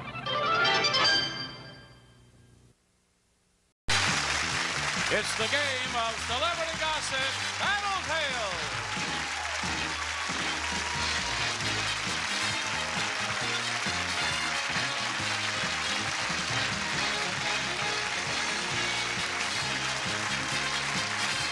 And now, here's the star of Tattletales, Bert Convey.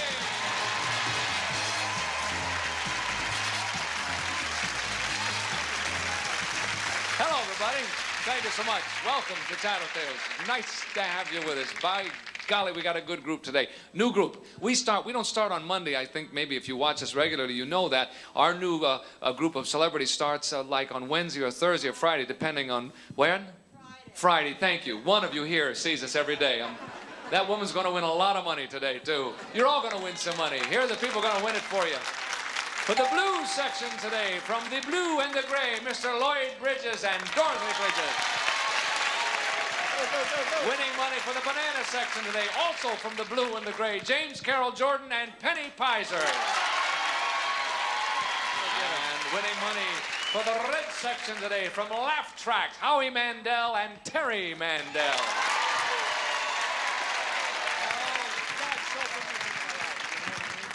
Welcome, welcome. Well, you know, this is, I think, the first time in all the years of Tattletales that we've had 3 couples on the show who have never done it before.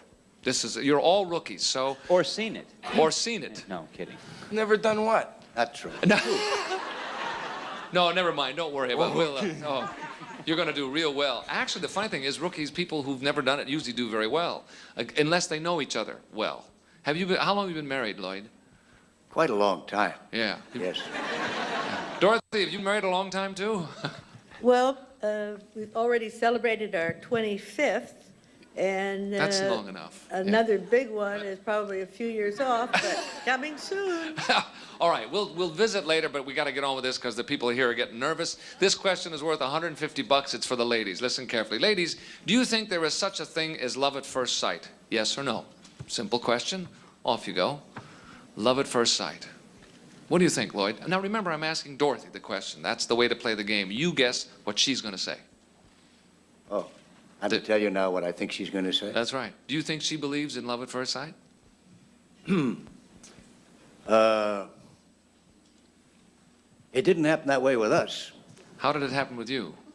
Well, at the time, I was president of the University Dramatic Society at UCLA, and she wanted to get in it. So she made up to me, you see. But what would she say? Love at first sight. It didn't work with us, but I think she must believe in that. Yes, I'd say that, yes. You say she believes yes. in love at first sight. I wouldn't be surprised if she comes on and tells a different story, that she fell in love with you at first sight. I have a hunch. No, you don't think so? No, I have proof. No, oh, you have proof? Yeah. It was hate at first sight. Here she comes. Dorothy, a yes or no will give us the answer to this. What do you think about it? No, I don't think so. Lloyd said yes. Well, I think you might see someone that makes you immediately hear 1,000 violins, Yeah. or feel you've gone down 20 floors in an elevator real fast. That to me isn't love. No, I don't think you can fall in love. What is that to you, Dorothy? He asked. That is, I don't know what to call it. I guess, How about lust at first sight? no, not that either. No? Oh, okay. I'm speaking for myself, I guess. I'm sorry. No, that's a man James, for you. James, what will Penny say? Well, I'm just thinking, when Penny and I met, we met on Rich Man, Poor Man, and we didn't hit it off at all at first. And it took me 8 episodes to get her to go out with me. 8 episodes. I'd figure she's a slow lover. I would say no. You'd say no. Just from my experience. She's a slow lover, did you say? Well, to fall in love. I see. Oh, okay. Glad you cleared that up. I gotta watch it. I want to know about that. 8 episodes, eh? She's tough to get. Here she comes. She'll say no. Yes. Here she comes. Penny, we need a yes or no. How do you feel about love at first sight? I don't think there is love at first sight. Lust, yes, but not love. You're right.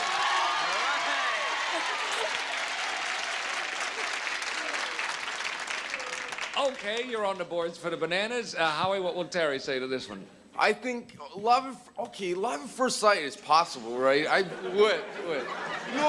No, I think they still think, unless you got, like, if you have bad eyes, right? Then it's like love at first feel. Yeah. But love at first sight, I think that she didn't like me, right, but I liked her, so she'll say yes. Where did you meet?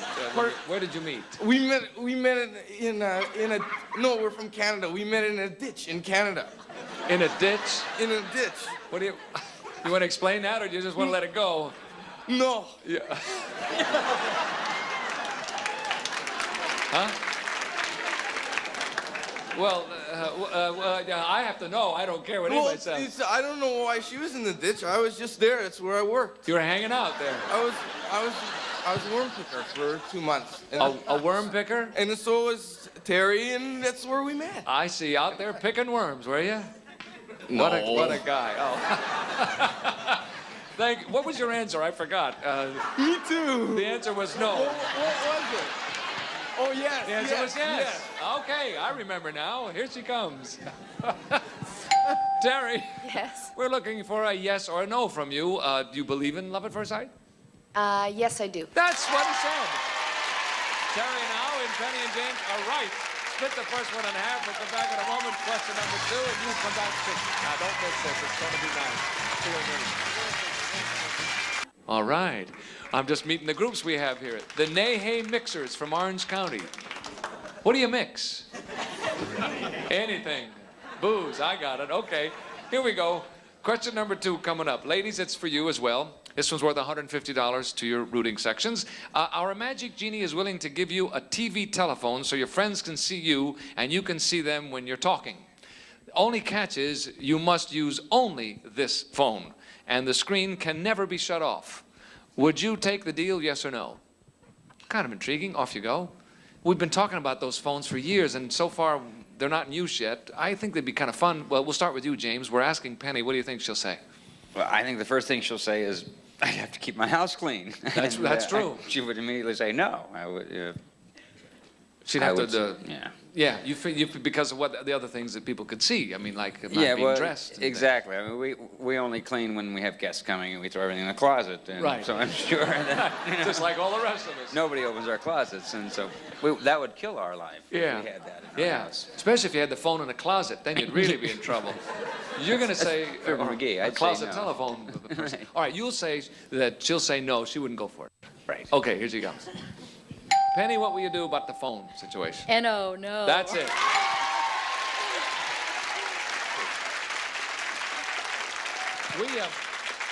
We have a reason from James, but why wouldn't you go for that? Oh. Well, I would have to always be properly attired. That's true.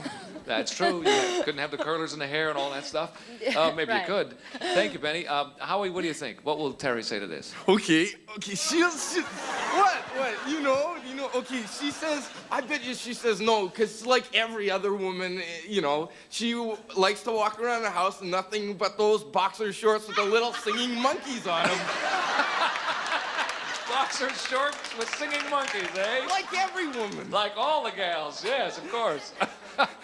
So the answer is no, huh? Right. Not really interested. Would you be interested in a phone that you could see the person and they could see you a lot? Nothing turns me on more than a woman with boxer shorts with singing monkeys on. Okay.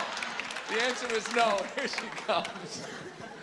Terry, how do you feel about the telephone situation? I think yes, it would be fun. No. By the way, what do you like to wear around the house most? What did he say? What did he say? Come on, Hal. I told him about the boxer shorts with the singing monkeys. Sorry about that, Terry. He's lying. He's lying. Of course he's lying. The monkeys aren't singing. They aren't singing, yes. Don't believe a word he says. Sorry, Terry. I believe everything he says. Lloyd, what will Dorothy say? My wife doesn't have any boxer shorts with singing monkeys on. So, then you're out of this show. So I would say definitely no. The answer is no, definitely not. Right. For the reasons that probably James said, eh? Right. Yeah, you don't want to have to get all dressed up all the Well, time. you have to get fixed up all the time, fix up the house. She doesn't like all this. Who wants to put on makeup to answer the phone? Right. And then your wife would also have to do the same thing. Here she comes now. Never mind. I'd like to look at one of those. That would be nice. Hello there. Dorothy, how do you feel about the phone? What are you going to do? Well, much as I would love to see the faces of my dear ones and my friends, I wouldn't want them to see me. And so? And so I would say no. That's correct. That's what the man said. Dorothy Lloyd and Penny James are right. It's halftime, gentlemen. Step kindly to the rear, if you will. We'll bring the ladies out front, and we'll continue with the second half of this nonsense in just a moment. Don't go away. See you in a moment.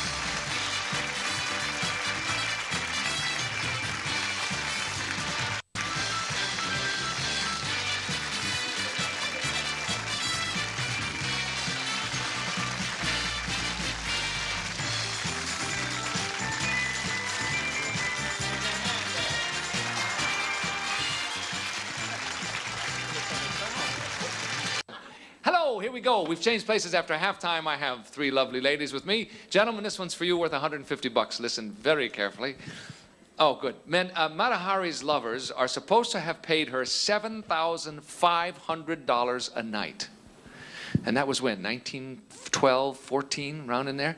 Can you honestly think of any reason why any man in today's world would be willing to pay $7,500? Such a fee, yes or no? Goodbye. Looks on the faces. We can see their faces, of course. We'll start with you, Terry. That was one of the faces I was looking at. What do you think Howie will say to this? I think I'll say no. Yeah? I don't see any reason. Why? To pay that much money. What could she do for that money? I couldn't see him saying anything. Yeah, I mean, can you imagine? Okay, give me $7,500 worth. I mean... No. What do you do? Do you take checks? I mean, do you take MasterCharge? I mean, what a price. He'll say no. Yeah. Here he comes. Howie, what do you think now about this? I'm sorry, I can't hear you. I got my headphones on. No. Your headphones should now, the music should be turned off and you can hear my voice, can't you? Yeah, I can. You silly guy. I was just kidding. Yeah, I know.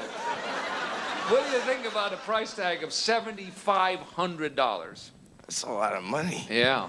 Oh, I would say, I can't see why anybody would pay that. Yeah. That amount of money. So the answer is no, and you're right. You know why? Howie. It's not worth it. Like, Terry only charges me $20. $20. I think that's probably a much more fair price than $7,500. Yeah, well, that's because I know her real good. Yeah. Thank you. Dorothy, what will Lloyd say? I know he would say no because he likes to get everything free. Ah! A man after my own heart. Yeah, but that is supposedly a true story. Why do you think that was? What did Mata Hari have that... I don't know. Maybe she did a lot of things that they didn't do then that they now do today all the time. I think you're probably right. They just see somebody that's like, you're going to what? And I have to pay you for that? She didn't read any of the pornographic novels that are out today. That's true. Tell you all those things. Yeah, well, they had that stuff then, though, didn't they? I mean... Well, but I think there's probably more imagination today. Yeah, I think you're... At least that's what I read. Yeah, that's... We've heard that anyway. Yeah. Okay, you're going to say that Lloyd will say no. Right. Here he comes. You know the price, sir. The price is 7,500 big ones. What do you think? Lloyd? Oh, you're talking to me. I'm sorry. I've never understood the pleasure that a man got out of having that kind of pleasure with a woman because it would take all the romance out of it. Especially necessity isn't very, it's not very important today because there's so much freedom amongst the ladies today. I'm just waiting to see how you're going to get out of this. Well, it's not easy to talk about this, but I would say definitely today's market, a man would be stupid if he paid for it. That's a no, and you're right. Absolutely right. I love the phraseology. In today's market, We here at Shears and Hamill feel that... You're absolutely right. Penny, what will James say? I think James would be curious as to what someone had to offer that was worth that much money, but the answer would be no. Yeah, it would be tremendous. I mean, the curiosity. Yes, he would hope a friend of his would do it. Yeah, that's right. You do it and tell me about it. Okay, he'll say no. Here he comes. James, you know your choice, sir. What do you think? Now, the question was any man, correct? Can you think honestly of any reason why any man, correct? Yes, I can think of 3 or 4.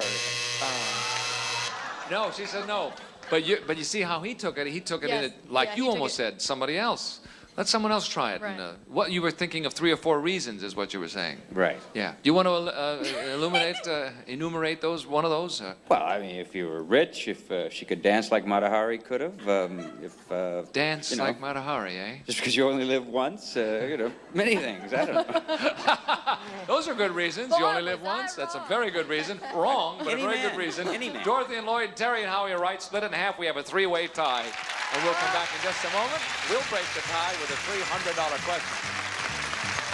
$7,500 misunderstanding. Here we go. This question's worth, no, I'll tell you, this question's worth $300, and we have a 3-way tie, guys, which makes it kind of fun. Listen, which would you rather hear a woman tell you? That you're sexy, witty, or smart? Which one?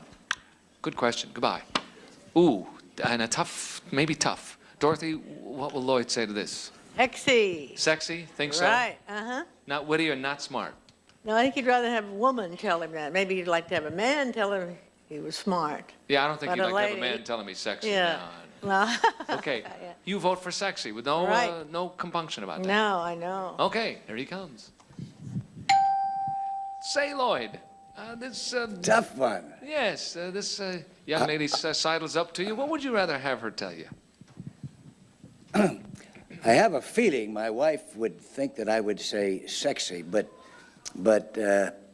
oh dear God, I'm not going to say that I'm not going to say that either. But I just want to think about this for a second because Fine, because the if blue you're section really just stopped breathing. If you're really smart, then the sex could take care of itself a little later. I mean, you know, because if you're smart, you could talk her into it. Talk her into it. Let me see.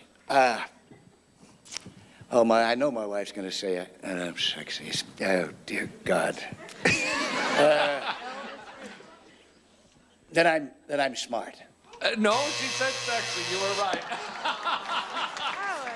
See, it's so tough to know. Yeah. The way to play the game, the best way, though, is for you to answer the way you really feel about it. That's the way I feel. And that's the way he really felt about it. I know He was that wrong, confuses my wife. I know. But because he said, oh, I know that Dorothy's going to say sexy. You were right. But you were wrong. I'm sorry. Penny, what will James say? Well, it's hard to decide between sexy and witty. I think I'll go for sexy, though. You go for sexy? Yeah. Okay, it is tough. I think It's very tough. Because someone who is very witty can also be very appealing Yes. because of that wit, right? And someone who's very smart can be very sexy. Yes, someone who's But- very smart, who's got a lot of money, can be very sexy. Okay, here comes James. Hey, James, what do you think? Well, preferably all 3 at once, Yes, if of she course. could work it out. But I would say sexy. That's the one. Okay. Now we're down to the wire. This will decide the game for the day, Terry. This is it. Oh, thanks. No pressure intended, of course. I would think with Howie he would be witty because it's important to him to always be funny and on, and, Yeah. and that takes a lot of wit. Yes, that's true. And I don't know if sexy's that important to him. Smart is, but I don't think so. Well, comedians are famous for being sex maniacs, you know. I They mean, are? Oh, absolutely true. I mean, I hate to say. I mean, America should know that most comedians are I've crazed. never heard that. You never heard that? No, I've well, never heard I'll that. tell you all about it. Okay. Okay, you're going to say he's going to say witty. All right, here he comes. Howie, this will decide the game for the day, sir. We are down to the wire, as they say. And we want to know what you would like to hear more from this woman, that you're sexy, witty, or smart. Okay, I like. Okay, I'd like to hear that I'm sexy for two reasons, two main reasons. Nobody really cares, but you're certainly free to tell us what those reasons are, Howie. I don't know. What are those two reasons? I don't know. No, come on. No, you're wrong. That's why I said that. We want to hear those reasons. Oh, I don't know. Huh? I don't know. I just didn't want to say, I want him to say I'm sexy for no reason, so. Oh. I said two. No, Terry said witty. She said... Well, witty means quick. Yeah. And that's not sexy. Witty is not sexy? No, Quick wit. isn't. Wit. No, okay. You're both. Yeah, sorry, you're both. You're wonderful. Yeah. You're wrong. But thank you. Penny and James are right. Get the whole $300. And a bananas win. Okay. We'll go back in a moment. Give the bananas their bananas. They're all going bananas. They're supposed to do that. Yay! The big winners today, the banana section with Penny and James, $450. We had 1,000. They will divide $1,450. Not bad. Thank you all, gang. And thank you to home for watching us on Tattletales, Bird Comedy, saying so long. I will see you the next time. Bye. In addition to cash awards, a member of the winning rooting section selected at random will also receive Be Everything You Can Be with Mary Kay Cosmetics. Skin care and glamour cosmetics presented to you in your own home by trained beauty consultants Mary Kay Cosmetics. Improve your water with any College Geyser water treatment system. Special filter removes up to 95% of the chlorine and lasts up to a year. A tray and Lipton iced tea in the winter, why not, says Don Meredith. We drink other cold drinks in the winter, why not Lipton iced tea made from tea bags? Dandy tasting. And for international entertaining or everyday meals, CBS presents this program in color. it's the game of celebrity gossip, Tattletales.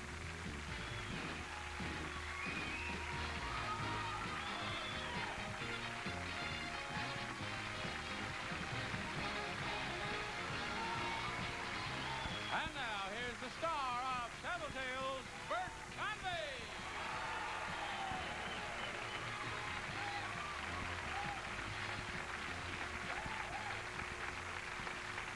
Hello, everybody. Welcome to Tattletales. Nice to have you with us. I don't know if you saw, but we have two veteran couples today starting off this new week with us, and a rookie couple, a gentleman who has never been on our show. And I just told him before we came out that shows the kind of guy I am. I've never been on his, but I want him on mine. And here they are, winning money for the blue section today. First time, Mr. Peter Marshall and Jennifer Green. Winning money for the banana section, Bill Anderson and Becky Anderson. Winning money for the red section, George Grado and Barbie Benton.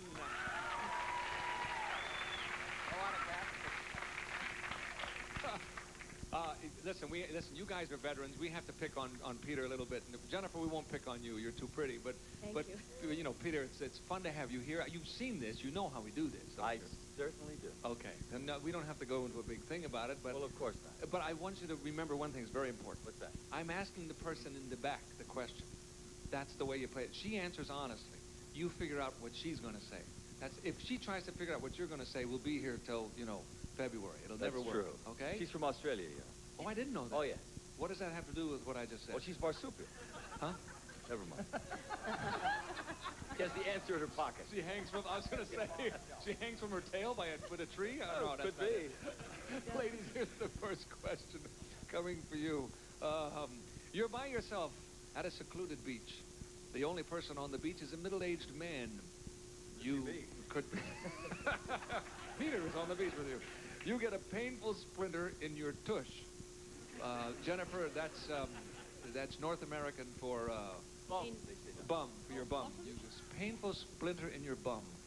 Would you ask the man to remove it, yes or no, is the question. A silly little question to begin things. Goodbye. In her bum, eh? That's what they call it. That's what they call it. That's where she's got it. She's got a splinter in her bum. Yes, sir.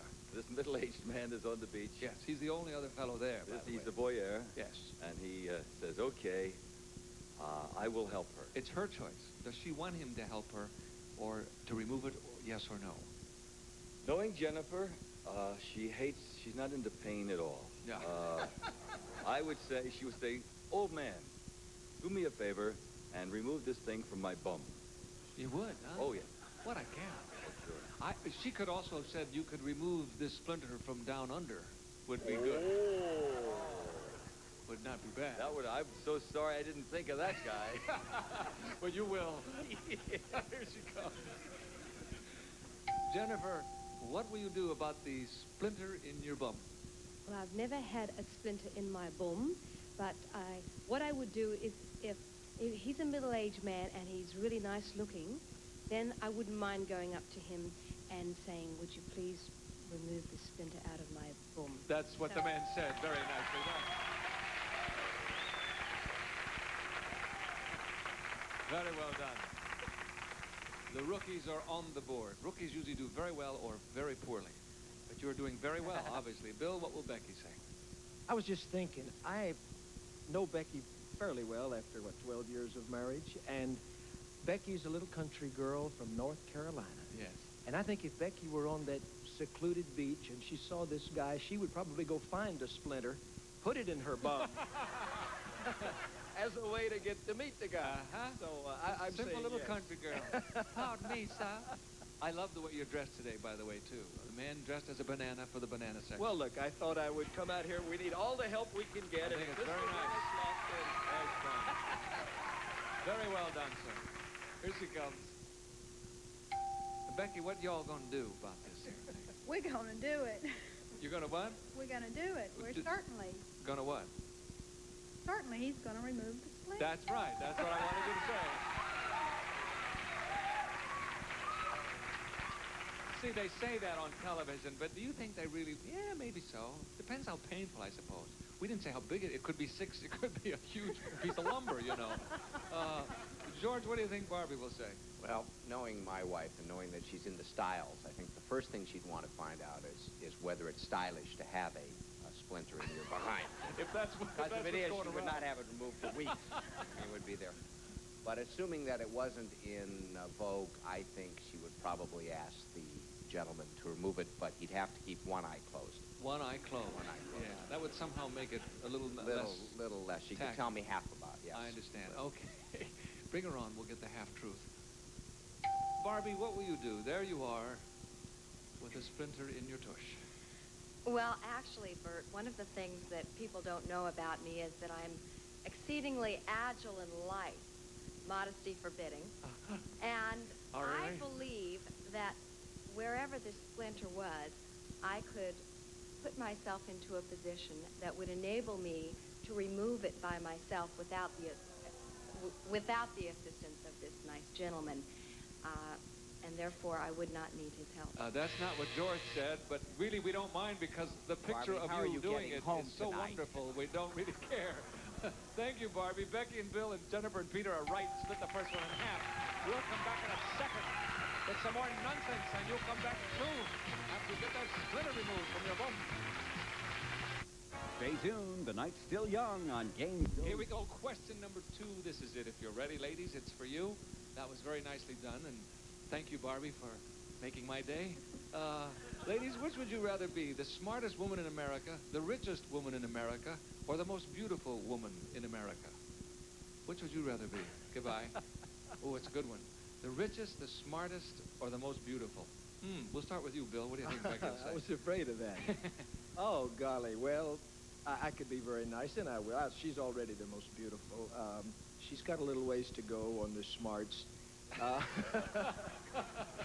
What she wants to be, yeah, she wants to be the richest. That's what she'd rather. You think so, huh? Yeah. See, the No argument, doubt. of course, is if you're the smartest, you can become the richest. If you're the most beautiful, you can get anything you want, hopefully, supposedly. But you're going to stick with the richest, eh? Yeah, I think that's what she'd like. That's because that's what you'd like.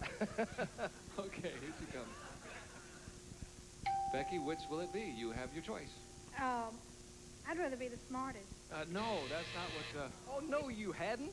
Well, You'd rather no. be the richest. But if I was smart, I'd be the richest. There you go.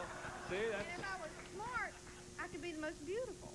Yeah. With surgery and all that. Yes, if you're the richest, you can buy beautiful. There's no Right, question. right. And if I'm smart, I'm going to be rich. Yeah, well, I'm sorry. You are smart. He was wrong. You're not, because I asked you the question. He Honey, said... what did you say?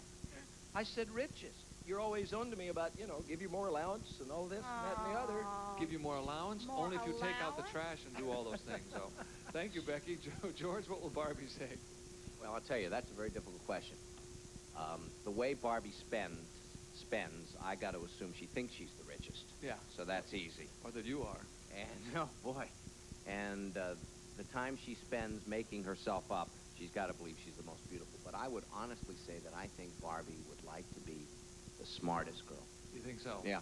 Okay, here she comes. Barbie, make your choice. It's for you to do. Oi. I know that George is going to joke and say something about the fact that I would like to be the richest woman in America, but if he says that, he's going to get it wrong. He tries very hard to make me better looking by making me jog 12 to 14 miles every day. However, what I really would like to be is the smartest woman. You got it. That's on the button. Oh, thank you, George. Very nicely done. You jog 12 to 14 miles a day? Yes, every day, and so does my husband. She jogs right to Neiman Marcus Yeah. every morning. Straight shot there and back every morning. How come he doesn't look as good as you do? Well, I don't know. There must be a reason. I'll be the judge of that.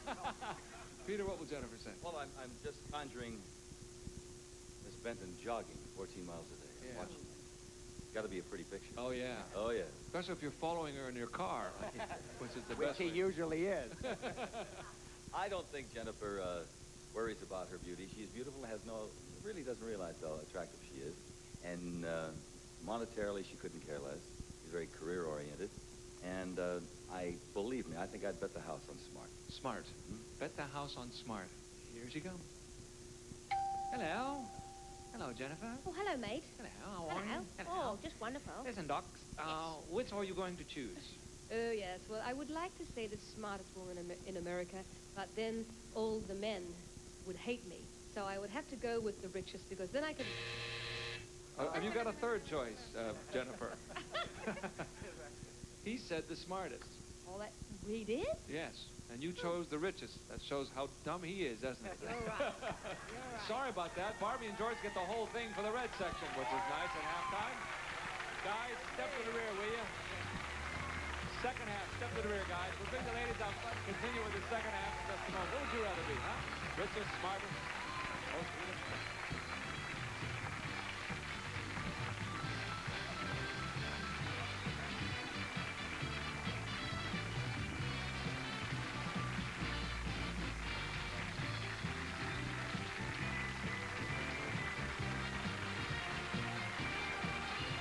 We're back after halftime. I have three lovely ladies with me. And guys, you're okay too. The score is, Peter, you and Bill are tied with 75, and George, you're in the lead with 150 after getting the last one on all of it for yourself. Men, the question is for you, $150. You're the last one to get into a crowded elevator. There's a power failure. The elevator stalls and the lights go out. Suddenly, somebody grabs you, kisses you, and then releases you. When the lights come on, you turn around and discover that all the passengers are men. What would you do? Try to pick out the man who kissed you, or try not to? Goodbye, guys. Definitely could happen. Maybe it has. Barbie, we'll start with you. What would George do? Oh, I know George would be very embarrassed. I think he would try to avoid picking out the man that kissed him. He would, eh? He wouldn't want a confrontation of that kind? No way. No. The answer is he would try not to pick out the... No, he's macho. He's macho. Boy, he'd be upset, wouldn't he? Especially if he liked it. Now, the only thing that would make him paranoid is the fact that the lights went out in the elevator. He doesn't deal with things like that very well. Oh, really? Has that happened to him before? No. Ah, but you know that if it did... I know him Okay, here he comes. too well. George, there you are in the elevator, and a little action happens when the lights are out. What are you going to do about it? I knew I should have walked up the stairs. Yes. Yeah. I would honestly say that under these circumstances, it would be too difficult to get all of the phone numbers, and I would probably lose some. So I would probably not try to get... That's exactly what she said. Thank you, George. Try to get all the phone... What do you think Peter will do, Jennifer? Oh, he'd probably enjoy it at first. No, he's really Mr. Macho, and I think what Peter would do, he'd be very embarrassed, because he does blush, and I think he would avoid it and just move on out. Move on out quickly. Very quickly. Not one to know, not macho enough to try and say, all right, hey, which one of you guys, huh? Well, he's very good with the fists, but no, I think he'd be too embarrassed. Yes. He'd definitely avoid it and run. Here he comes. Peter, what will you do now? The lights have gone out. Yes. And there you are. Big smack on the lips. Good kisser? Well, I don't know. It doesn't say that, but could certainly be. Well, I would check the lipstick first. Turn around and say, all right, sweetheart, which one did it? You would want to know. I would want to pick out the guy. No, that's not what she said. See how this game goes? Yes. No, she said you would want to get out of it, that you were macho and very good with your fist. However, you would not want to know. She was wrong, wasn't she? I guess so. Yes, I think so. Thank you, Peter. Thank you. Becky, what will Bill say? Oh, Bill would run for his life. Run for his life. If I don't he think was that's the what the last guy was one- after, you know. Well, if he was the last one on, he would be the first one off. I see. And I think he'd really be embarrassed. And Yeah. I'm going to slug him if he misses this one. Oh, yeah. Well, don't slug him because we have the rest of the week to go. But you're going to say he's going to try not to. No, I don't think I think he would act like he was not the one that was kissed. Tough to do. Okay, he'll get out of there. Here he comes. Bill, what will you do?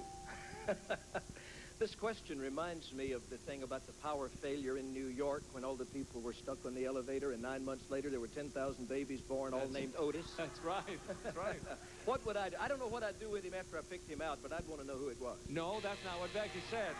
Look out, because she's going to slug you. Barbie and George get the whole thing again. How about that? We'll come back in a moment. We got the $300 question. That will decide it.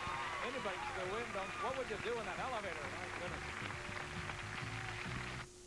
Stay tuned. Game show Saturday nights coming. Okay, here we go. Last one. This will decide it. $300 riding on this, so obviously anybody can win. Even Peter, you could probably win this one. Listen carefully, guys. At a party, you're introduced to a dozen people you've never met before. At the end of the evening, how many of their first names will you remember? Is it closer to none, 3, 6, 9, or all 12? Choices are none, 3, 6, 9, or all 12. Goodbye. Pretty good question, I think. We are all thrown into social situations like that, and especially in this town. And we'll start with you, Jennifer. What will Peter say? How many will he remember, do you think? He's quite good at remembering names, but at parties, I don't know. I know me, when I'm at parties, I usually remember probably 3. 3 out of 12. Yes, 3 out of 12. But I think Peter would say, God, $100 on this one. I have to say none. None. Really? Wait a minute. I think I'll say 3. You think you'll say 3? Yeah, 3. Yeah. What do you think, Blues? What do you think? What a tepid response. That's good, yeah. 3. You're not sure? Wait, well, we do this in Australia. We mumble a lot. Go ahead, mumble. We all mumble I here. mumble a lot. But wait, God. Let's go for 3. I think 3. 3. Yeah. He's never met any of these people, see. They're all new. They're all new people, all strangers. So. Oh no, yeah, but I know he's good at sometimes when he's alert and he's not working hard. Yes. He remembers. Yeah, it does have something to do with the people there. If you want to, sometimes Yeah. you remember better if you really want to. Well, there's some good-looking ladies there who usually remembers. So I'd say. You'll say 3. Let's go for 3. Here he comes. That's my lucky number. Here he comes. Peter, you have your choice, as you know, from none to 12. Right. How many will you remember? You've never met them before. Well, Jenny knows that I'm very good with names, Bruce. Gene. Bert. Oh, yes. I would probably, now, let me finish. I probably would know all 12, but I will play it safe. I will know at least 9. No, but you're very close. She went from none to 3. First, the answer was none. And then she said, no, we're going to go with 3. That's what I drank. You drank 3 and remembers 12. Sorry, Peter. Becky, what will Bill say? Bill he's very, very good with names. Yeah. I'm horrible, but he is very good, and I'm not sure if he would remember all 12. Or just 9. He's that good. No, that's good. He's good. He's really good with names. 9. You're going to say 9. Oof. That's tough. 9 strangers. 9 brand new names. Here Okay. You're with me. Yeah, the bananas say okay. Yeah. They're thinking about it, but they say yes. Here he comes. Shh, now don't give it away. Mustn't say anything. Hello, Bill. Hi. Okay. You're still in the running here. It's very important, this last question, of course, and your last answer. What do you think? How many will you remember? Is one of them the guy that was on the elevator? That's one we know you're going to remember. I think I would probably, particularly if it was in a situation where I really wanted to, I think I'd come very close to remembering all 12 of them. No, she said 9. She thought she might get all 12, but just to be safe, she picked 9. I figured there'd be a couple of duds in there that he was putting in. Yeah. No kidding. You really would, huh? Yeah, I think so. That's incredible. He is good. I told you he's good. I'm He's sorry. good, except on that one. Well, Not now, good he was enough. right. You were wrong. Well, Barbie, it's up to you now to add lavishly to your score. Dear. What do you think? For the duration of the party, George would be able to remember the majority of the names, but the next day, I would say he would not be able to remember more than 3. 3. So I'll say 3. You'll say 3. Now, say, wait a minute. Now, at the end of the evening, not the next day, we've said. Well, at the end of the evening, I'll say 3. Still 3. Okay. How about in the middle of the evening? How many would Middle of the evening, I'd say 9, but at the end of the evening, 3. 3. All right, here he comes. George, this is it. Very important. Big money riding on your answers. Well, you know, I never have a problem with first names, Jim. Oh, excuse me. I'm sorry. I forgot the question. What was the question? No. I would say that I do have some difficulties with first names. I would say that I probably would remember closer to 3. That's it. You got it. And you get the whole $300. I can't believe it. What a score. Look at this. Barbie and George get the $300. Time is up and the red section wins it. I will come back in just a moment and give the red section their funds. A very large score for our show. See you in a minute. We'd like ours to go. Who said staying up late watching old movies wouldn't pay off? Hollywood Showdown. Be a player. Weeknights at 8 Eastern, 5 Pacific on Game Show Network. Okay, the big winners today. The red section with Barbie and George, $600. We had 1,000. They will divide $1,600. Very big score for Tattletales. Thank you all. Next time, Peter. We'll see you right here the next time, too. I hope. First time is saying so long. Thanks so much. Bye.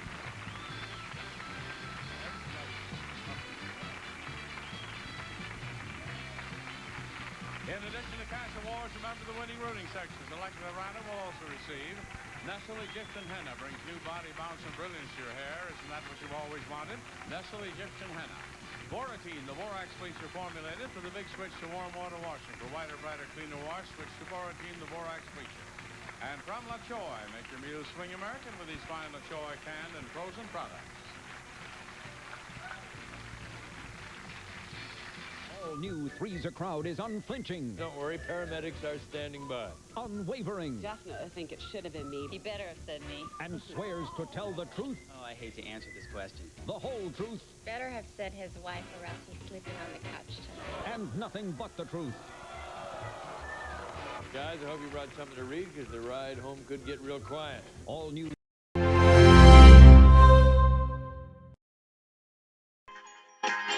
Well, that's our show for you for today. Next Saturday, don't forget to catch the beginning of the Summer of Games. A lot of fun, a lot of excitement, a lot of laughs, and a lot of wins. Next Saturday, beginning next Saturday. We'll see you then. Bye-bye.